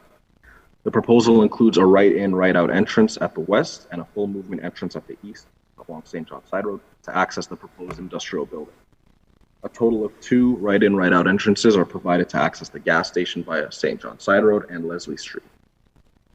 As it relates to the servicing, the future gas station is proposed to connect to the existing storm sewer on Leslie Street via a new control manhole near the western property line. The industrial development is proposed to have 2 outlets via proposed head walls. One outlet is located near the southwest corner of the site and discharges to the valley to the west. The other outlet is located near the southeast corner of the site and discharges to the valley to the south. As it relates to the sanitary servicing, both the future gas station and the industrial development are proposed to the existing municipal sewer along Leslie Street. The proposed uses for the retail and office buildings along Leslie Street consist of retail and office uses, medical and clinical uses, and a daycare and child nursery use. The retail building is 1,994 square meters in size, and the office building is 1,221 square meters in size. A full movement entrance on the south side is provided via Leslie Street to access the office and commercial building, and the south entrance has been aligned with Roy Harper Avenue across the street. And after discussions with staff, the northern right-in, right-out entrance will be removed. It should be noted that the Region of York's official plan has a threshold of no more than 15% of ancillary usage in a business park, whereas the Aurora 2C secondary plan allows for a maximum of 20% of small-scale ancillary retail uses in the business park designation. The proposed retail building that forms part of this application only creates a total of 1.06% of ancillary coverage, which is well below the threshold outlined in the Region of York's official plan and the Aurora 2C secondary plan.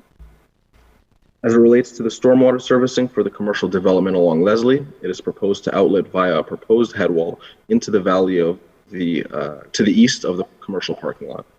And as it relates to the sanitary servicing, the commercial development is proposed to outlet to the existing municipal sewer on Leslie Street via a new control manhole at the property line. It should be noted that a separate site plan application will be filed with the town of Aurora for the gas station use, and will subsequently include the detailed design drawings such as the elevations and floor plans.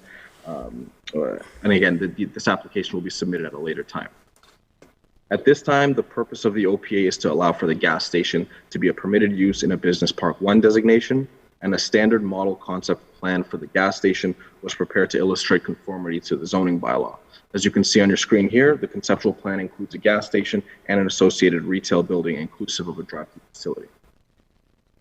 As previously mentioned, after consultation with the town and the LSRCA, a natural heritage evaluation was conducted and prepared, and it was noted that a number of mitigation measures are proposed to protect the natural heritage system, such as the application of natural heritage buffers and the use of underground stormwater detention systems with increased topsoil depth to address potential changes in runoff and infiltration.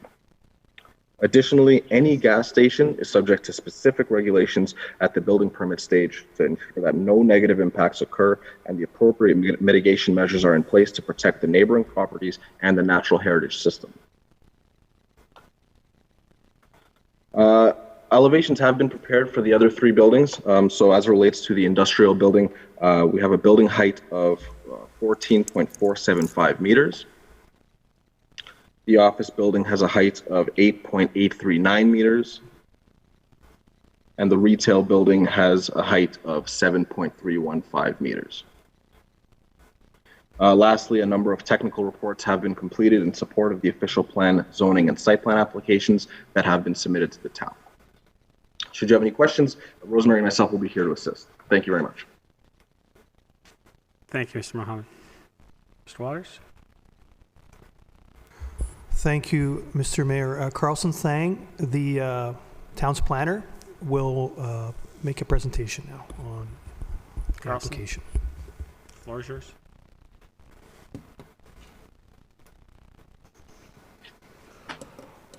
Good evening. Good evening, Mr. Chair, members of council, and members of the public. My name is Carlson Sang. I'm from the town's planning department.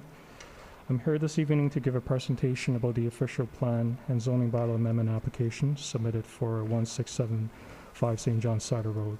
File number is OPA 2020-05 and SEPA-2020-05.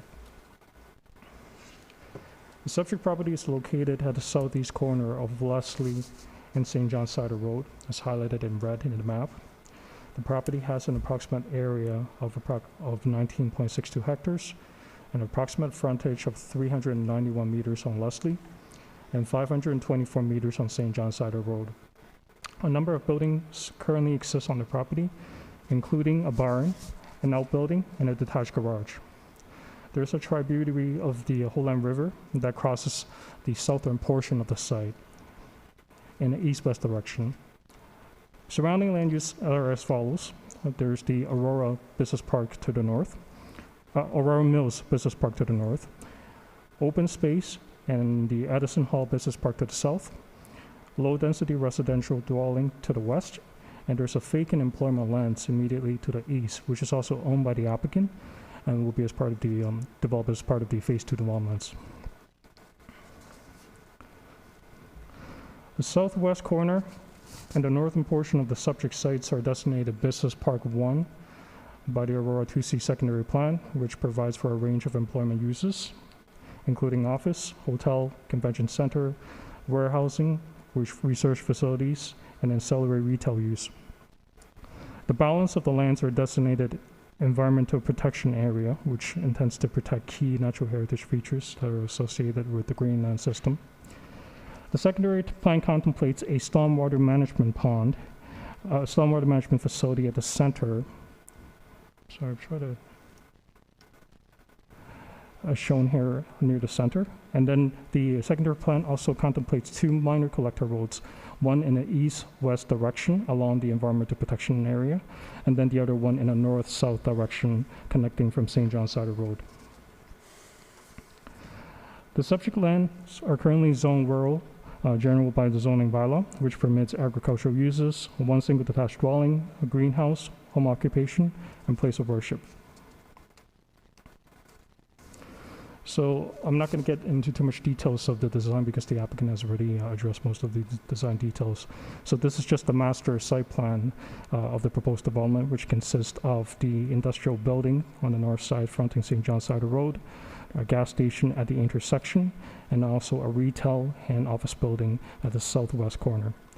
And the proposal includes the protection of approximately 9.97 hectares of environmental protection lands. So the gas bar will include an associated convenience store and also a drive-through car wash. As noted by the applicants, they have not submitted a site plan application, so the layout and design of the gas bar may be subject to changes in the future. The industrial warehouse on St. John Cider Road has a GFA approximately 17,312 square meters. Access will be provided on St. John Cider Road via a right-in, right-out entrance to the west, and also a full movement entrance to the north. There will be a total of 177 parking spaces across the developments. The building will be one story with a height of approximately 14.47 meters. So these are just the elevations of the warehouse building. So you see that the north elevation in the middle is what's going to be facing St. John Cider Road. This is the site plan of the office building and retail building proposed on Leslie Street. Both buildings are 1 story in height, has a height of approximately 6.7 meters. The 2 buildings will share a parking lot containing 153 parking spaces. Access will be provided via a right-in, right-out entrance to the north and also a full movement entrance to the south. So this is just the elevation of the office building. The west elevation in the middle is what's going to be facing Leslie Street. And this is just the elevation of the retail building. The west elevation at the bottom is what's going to be facing Leslie Street. The applicant is seeking an official plan amendment to introduce a new site-specific bylaw to permit a gas station at the northwest corner of the property. It should be noted that the applicant is proposing to delete the stormwater management facility and also the east-west collector road from the secondary plan. However, the north-south collector road, we've been having discussion with the applicants. The plan is that the north-south collector road will remain in the secondary plan, pending the phase 2 developments to the east. If in the future is determined that the north-south collector road is not needed, it could be deleted through an official plan amendment as part of the phase 2 developments. The applicant proposed to rezone the lands from rural general to business park exception zone to permit a gas station, a warehouse, and office and retail building. And then the balance of the land would be rezoned to environmental protection exception zone. So the exception zone will recognize site-specific provision, which includes the addition of a gas bar, motor vehicle service station, ancillary trailer storage, and medical clinic to the list of permitted use. And it will also address a reduction in the setback from Leslie Street from 9 meters to 3 meters, a reduction in landscape strip from 6 meters to 3 meters, a reduction in the number of loading space for the retail building from 2 to 1, and also a reduction in parking requirements for the office building from 43 spaces to 33 spaces. So the proposed application will be reviewed in the context of all the provincial, regional, and municipal policy document as listed on this slide. Through the first submission, early comments from department and agencies include number 1, we've got to secure the future access for the phase 2 developments to the east. And this is because the region will not allow any additional access on St. John's Cider Road for the phase 2 developments due to the future interchange at Highway 404. Number 2, the applicant has been asked to explore opportunities to increase the importance of the office building in order to achieve a more desirable business park environments on Leslie Street. Number 3, as a condition of approval of the application, the town will require conveyance of the environmental protection area lands to support the assembly of parkland. Number 4, the applicant has to address various technical comments from the town's engineering and transportation departments, as well as the region and LSRCA with respect to traffic, parking, stormwater management, and environmental impact. Number 5, the applicant is proposing some grading and stormwater outlet inside the environmental buffer established by LSRCA. So the applicants will be required to remove these elements from the buffer to the satisfaction of the Conservation Authority. And lastly, the Aurora's Trails Master Plan identifies a multi-use trail at the southern portion of the site to support the future trail network. The applicant would be required to work with the Parks Division to support the developments of the trail system as per the town's Trails Master Plan. Staff have received some comments from the public expressing concern over the potential impact of the gas station on surrounding environmental features, and also the impact on the senior community near William Graham Drive and Leslie Street. Staff also received a letter from the Copper Valley Estate, Inc., which is the developer of the subdivision on the north side of St. John's Cider Road, just west of Highway 404, requesting the applicant to share the costs of the developments of the surfacing infrastructure on St. John's Cider Road. In terms of the next step, staff will continue to work with the applicant to address all the comments from internal departments and agencies, as well as comments from council and public. And then a final recommendation will be presented at a future GC meeting for consideration. If the application is supported by council, the OP amendment will be sent to the region for a decision. This concludes my presentation. Thank you. Thank you, Carlson. Are there any members of the public that would like to speak to this application? Mr. Clerk, are there any on Zoom? Nope. All right, well, I'll close the public portion of this meeting. Council, do you have any questions for the applicant?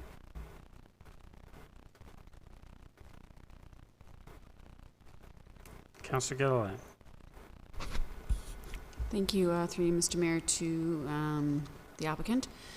Just touching base on the Lake Simcoe Conservation Authority, and obviously there's some work that's got to be done, and there's an appendix here of some consultations and such that you will be addressing in respect to environment. Is that being undertaken now, or has it not been done, or is it in progress? Can you explain? Mr. Mohammed? Yes, the applicant and consultants are in talks with the LSA and the town of Lake Simcoe. I'm assuming you're referring to the environmental buffer and the minor grading that is being proposed. Councillor? Yes, that, and also the effects of the gas station as well.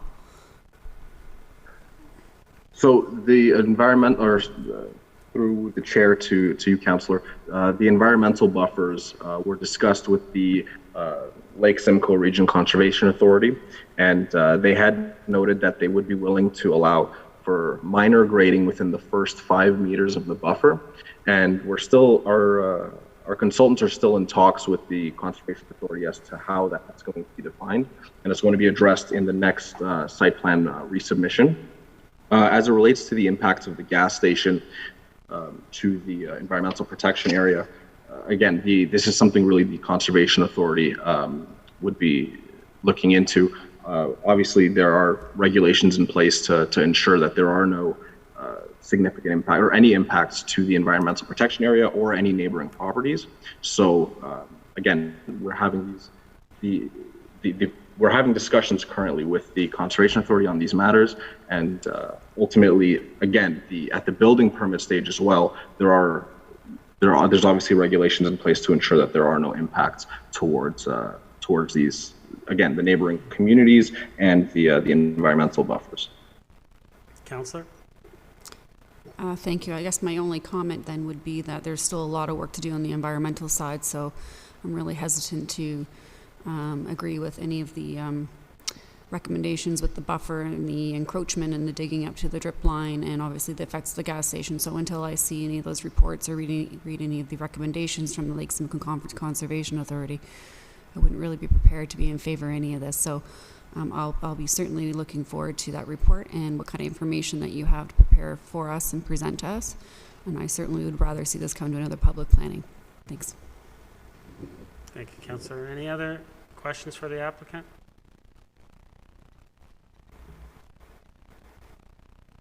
Mr. Clerk, is there any? No?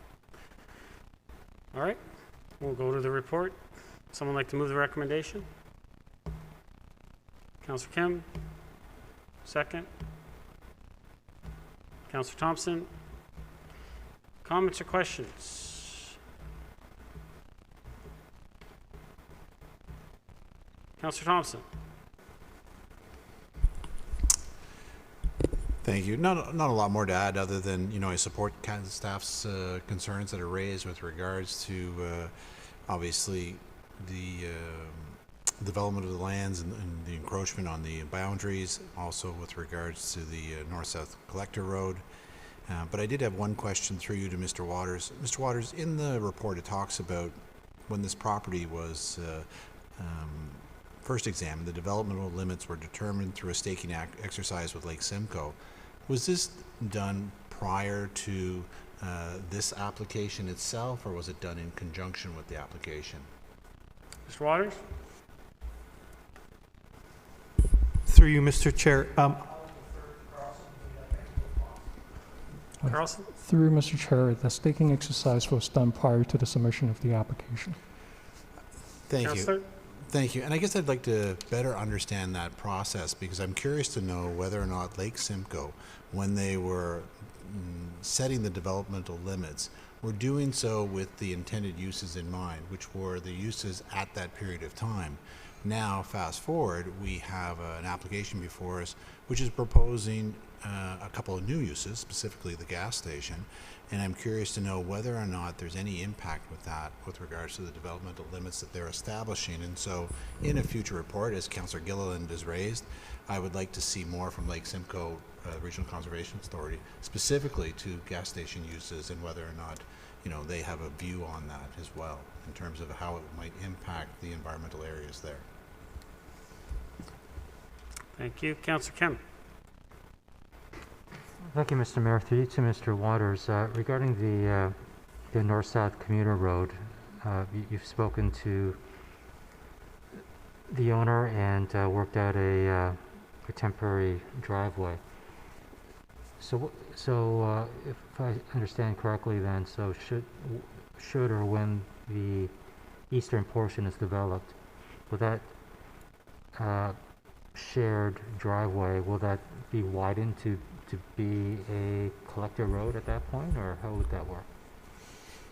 Mr. Waters? Through you, Mr. Mayor, the applicant is proposing to delete the north-south collector road. We have a concern with that approach at this point in time because we're not sure what's happening on the Phase 2 lands and whether a collector road will be required to service that development. So in the interim, our approach is to protect the right-of-way at this point in time, as per the secondary plan, and allow for a driveway as an interim measure. Councillor?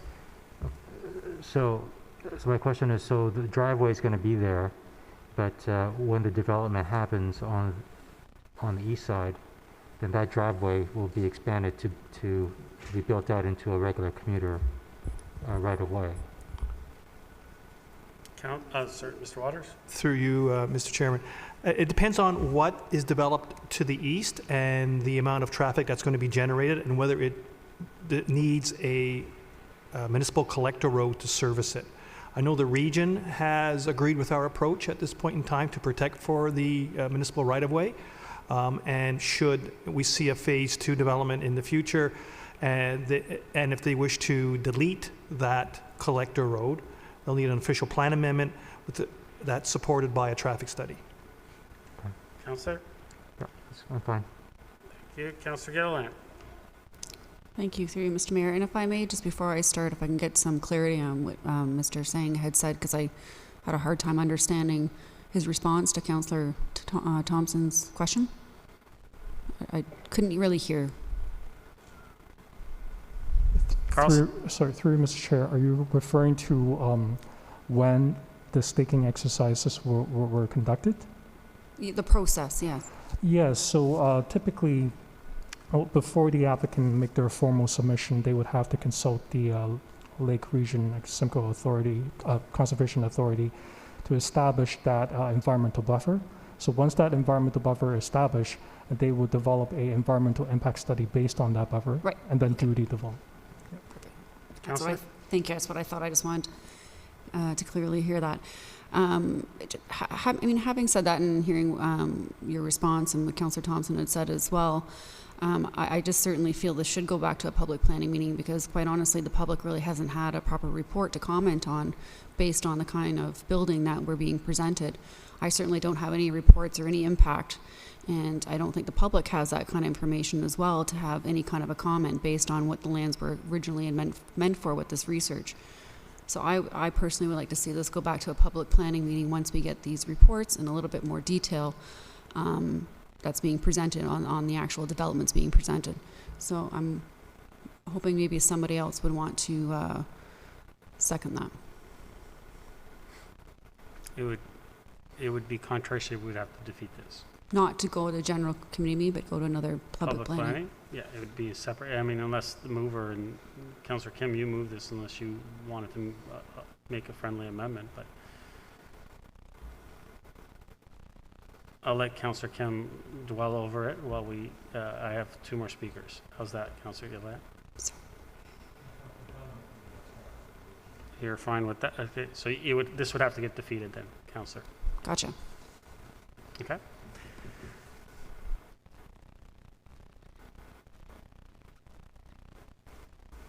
Is that all? Is this on? Okay. I guess my comments, again, I'm going to echo that. I'm not really 100% with what's being presented with the buffer. I think they're really asking way too much on the environmental side. I did notice that the storm water management was proposed just southeast of the gas station. Is that correct, Mr. Waters? Mr. Waters?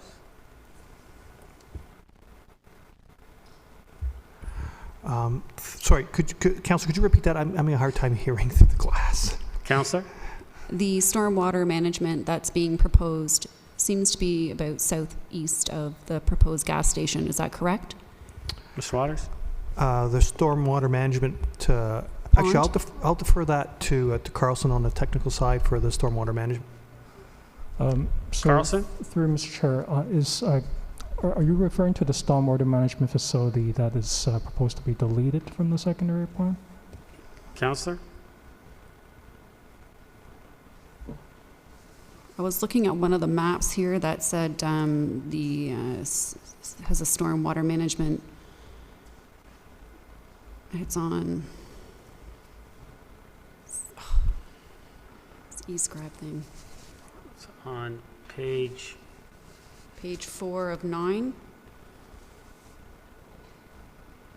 which seems to be just kind of south and east of the proposed gas station. Is that where? So through Mr. Chair, so that's the stormwater management facility originally contemplated in the secondary plan to alleviate stormwater runoffs. So what the applicant is proposing is, instead of building a stormwater management pond for the warehouse building, they're going to have the stormwater to go through it's going to be outlet via a new head wall, and then it's going to go into the valley.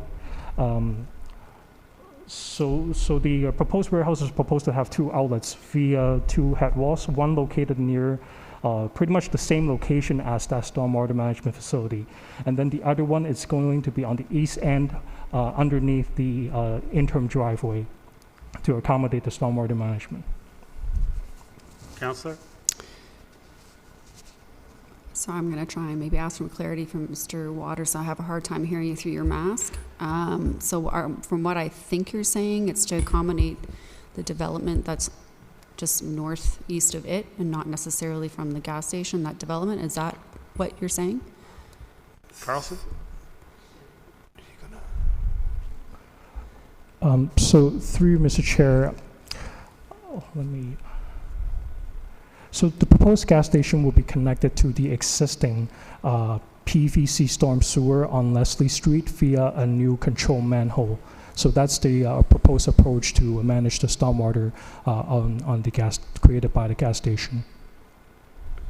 Councillor? So the gas station storm runoff, or the runoff created from the gas station, the intention is to have it diverted to the existing stormwater management that's there already? Carlson? Yes, it'll be directed to the existing storm sewer on Leslie Street. Gotcha. I really need to see that report from Lake Simcoe Conservation Authority. I don't like it. I don't like the gas station being there. I don't like the environmental impact. The runoff, I need to understand a little bit more of the impact, where this runoff's going to go and how it's going to affect the environmental area that's adjacent to. Never mind digging and encroaching up to that part. I just think that just being close to the proximity can be very damaging to the environment. And unfortunately, when things are hidden underground, there's very little little control that we have as far as cleanup.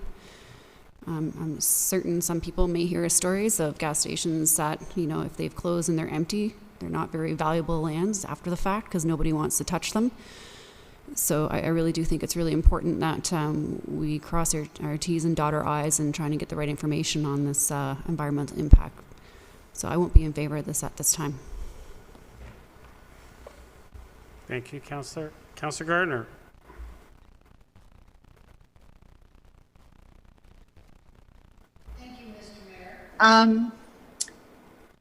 I can't start my video, can you? I'm not it able doesn't- to, but It says the host has disabled it. Okay. Okay, there we are. Thank you. Well, I share the concerns that Councillor Gilliland has expressed, and I think there's just too many loose ends. Lake Simcoe hasn't, under their heading, Lake Simcoe has not addressed the gas station. It looks to me like, is the gas station actually on the environmental lands in that corner of the property? Mr. Waters? Through you, Mr. Chairman, no, the gas station is located on tableland. Councillor? Thank you. I'm going to go to my report, so I'll go off screen. I'm looking at the comments from staff, and with respect to the office building and the retail building, I'm not clear on this. Ancillary retail is supposed to be small scale retail and commercial uses. It looks to me like that doesn't follow that direction. Through you, Mr. Mayor, to Mr. Waters. Mr. Waters? Through you, Mr. Mayor, the OPA 73 policies provide for 20% ancillary retail across the secondary plan area. And as the applicant stated in their presentation, the proposal here is about 1% of that 20%. The ancillary retail is intended to service the employment area primarily, with small scale service and retail type uses, whether they be restaurants, print shops, repair shops, so on. Councillor?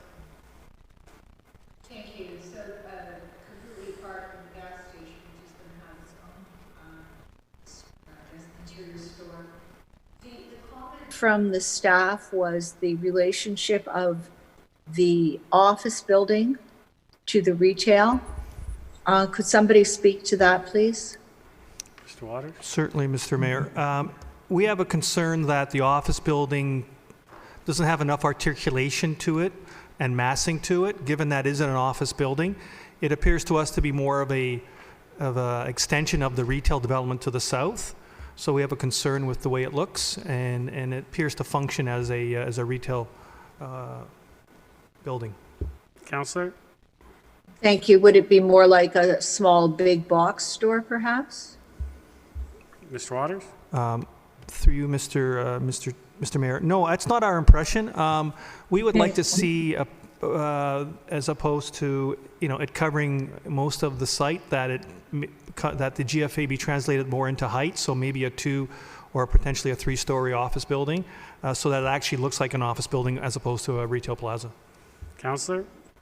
Thank you. And it still has the business park designation, so that sounds appropriate to me. With respect to the gas station, trying to follow on what Councillor Gilliland is trying to figure out, the gas station, how will it be? It's right on the border of the environmental land. So how would it be built so that it does not do any damage to that land in any way? Lake Simcoe isn't commenting on it in the report that we have before us. Mr. Waters? Through you, Mr. Mayor. It will have to respect Lake Simcoe's buffer setbacks or setbacks from the buffer block for development. And it'll have to, and it'll require a permit from Lake Simcoe at the building permit stage as well. It'll have to meet all environmental standards for a gas station. Councillor? Thank you, Mr. Mayor. With respect to the loading dock, I can't picture the size of this building, but we are supposed to have, I believe, 2 loading docks, and the applicant would like to have just 1. I could see that might be a bit of a problem. Could someone on staff speak to that? Mr. Waters? Or Carlson? Do you want to? So through Mr. Chair, so under the zoning bylaw,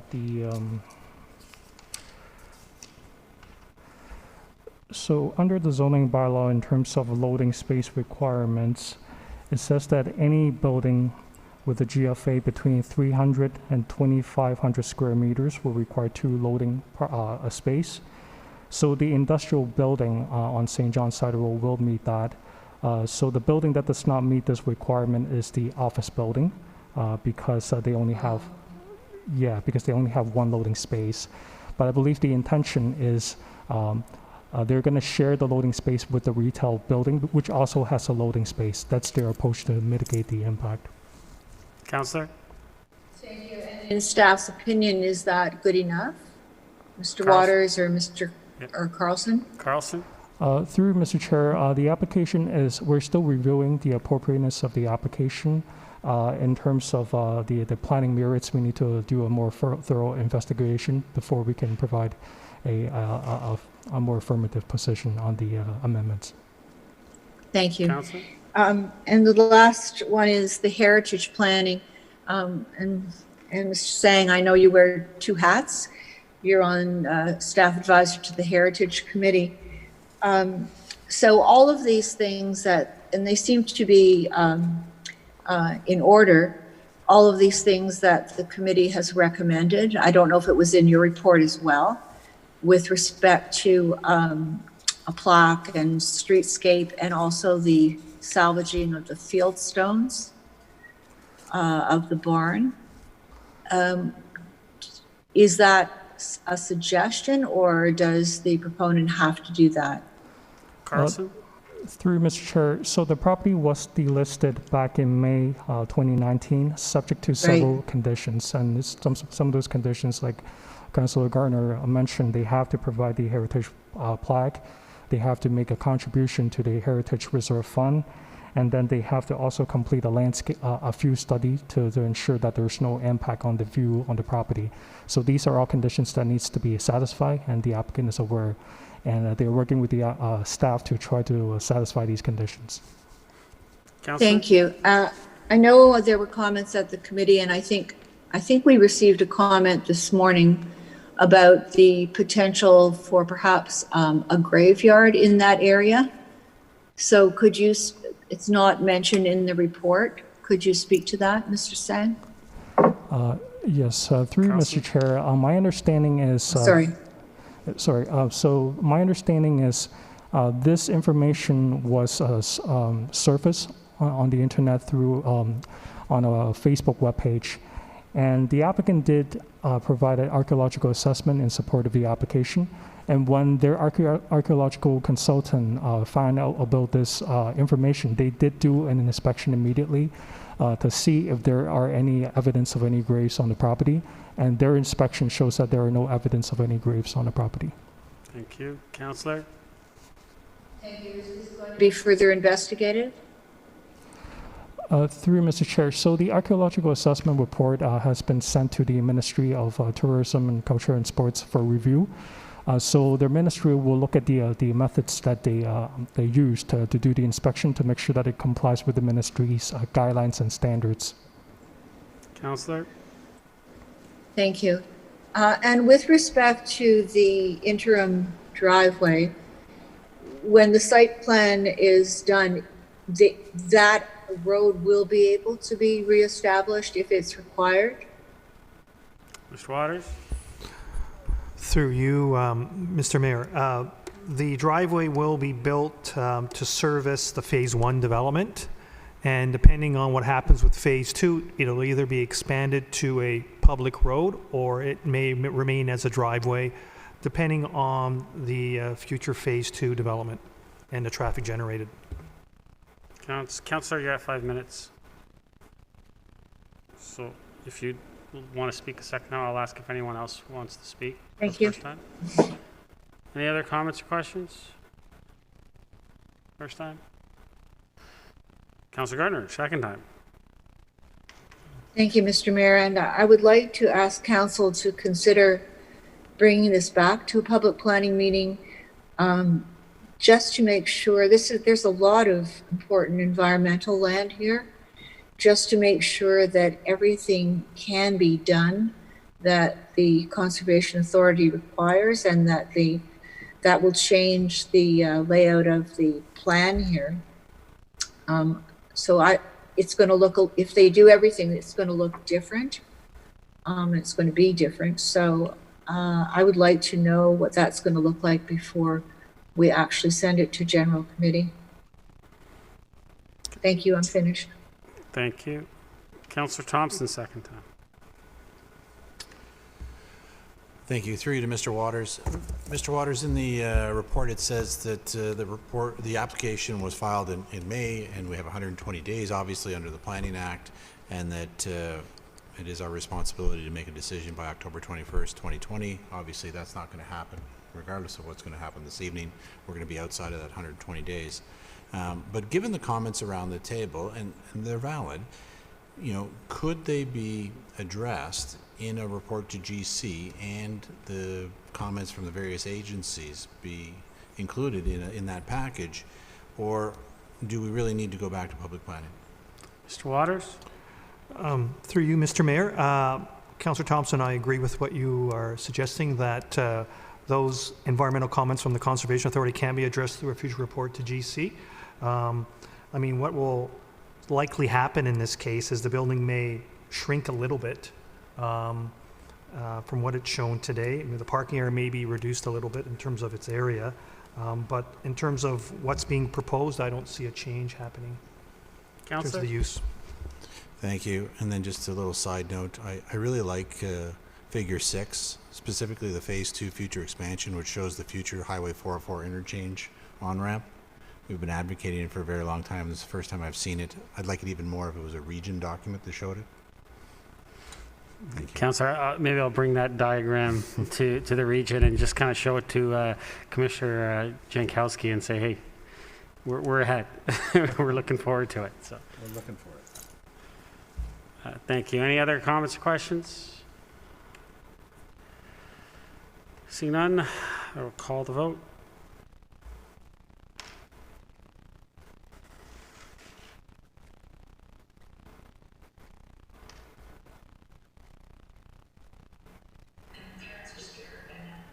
Councillor Gardner? No. Councillor Humphreys? Yes. Thank you. That carries. Confirming bylaw. Someone like to move that?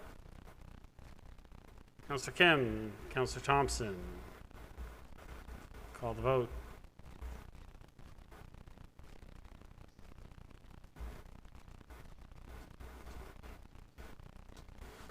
Councillor Humphreys. Confirming bylaw. Yes. Thank you. Councillor Gardner. Confirming bylaw. Yes. Thank you. That carries. Motion to adjourn. Councillor Thompson, Councillor Kim, all those in favor? Opposed? That carries. We are adjourned. Thank you, everyone.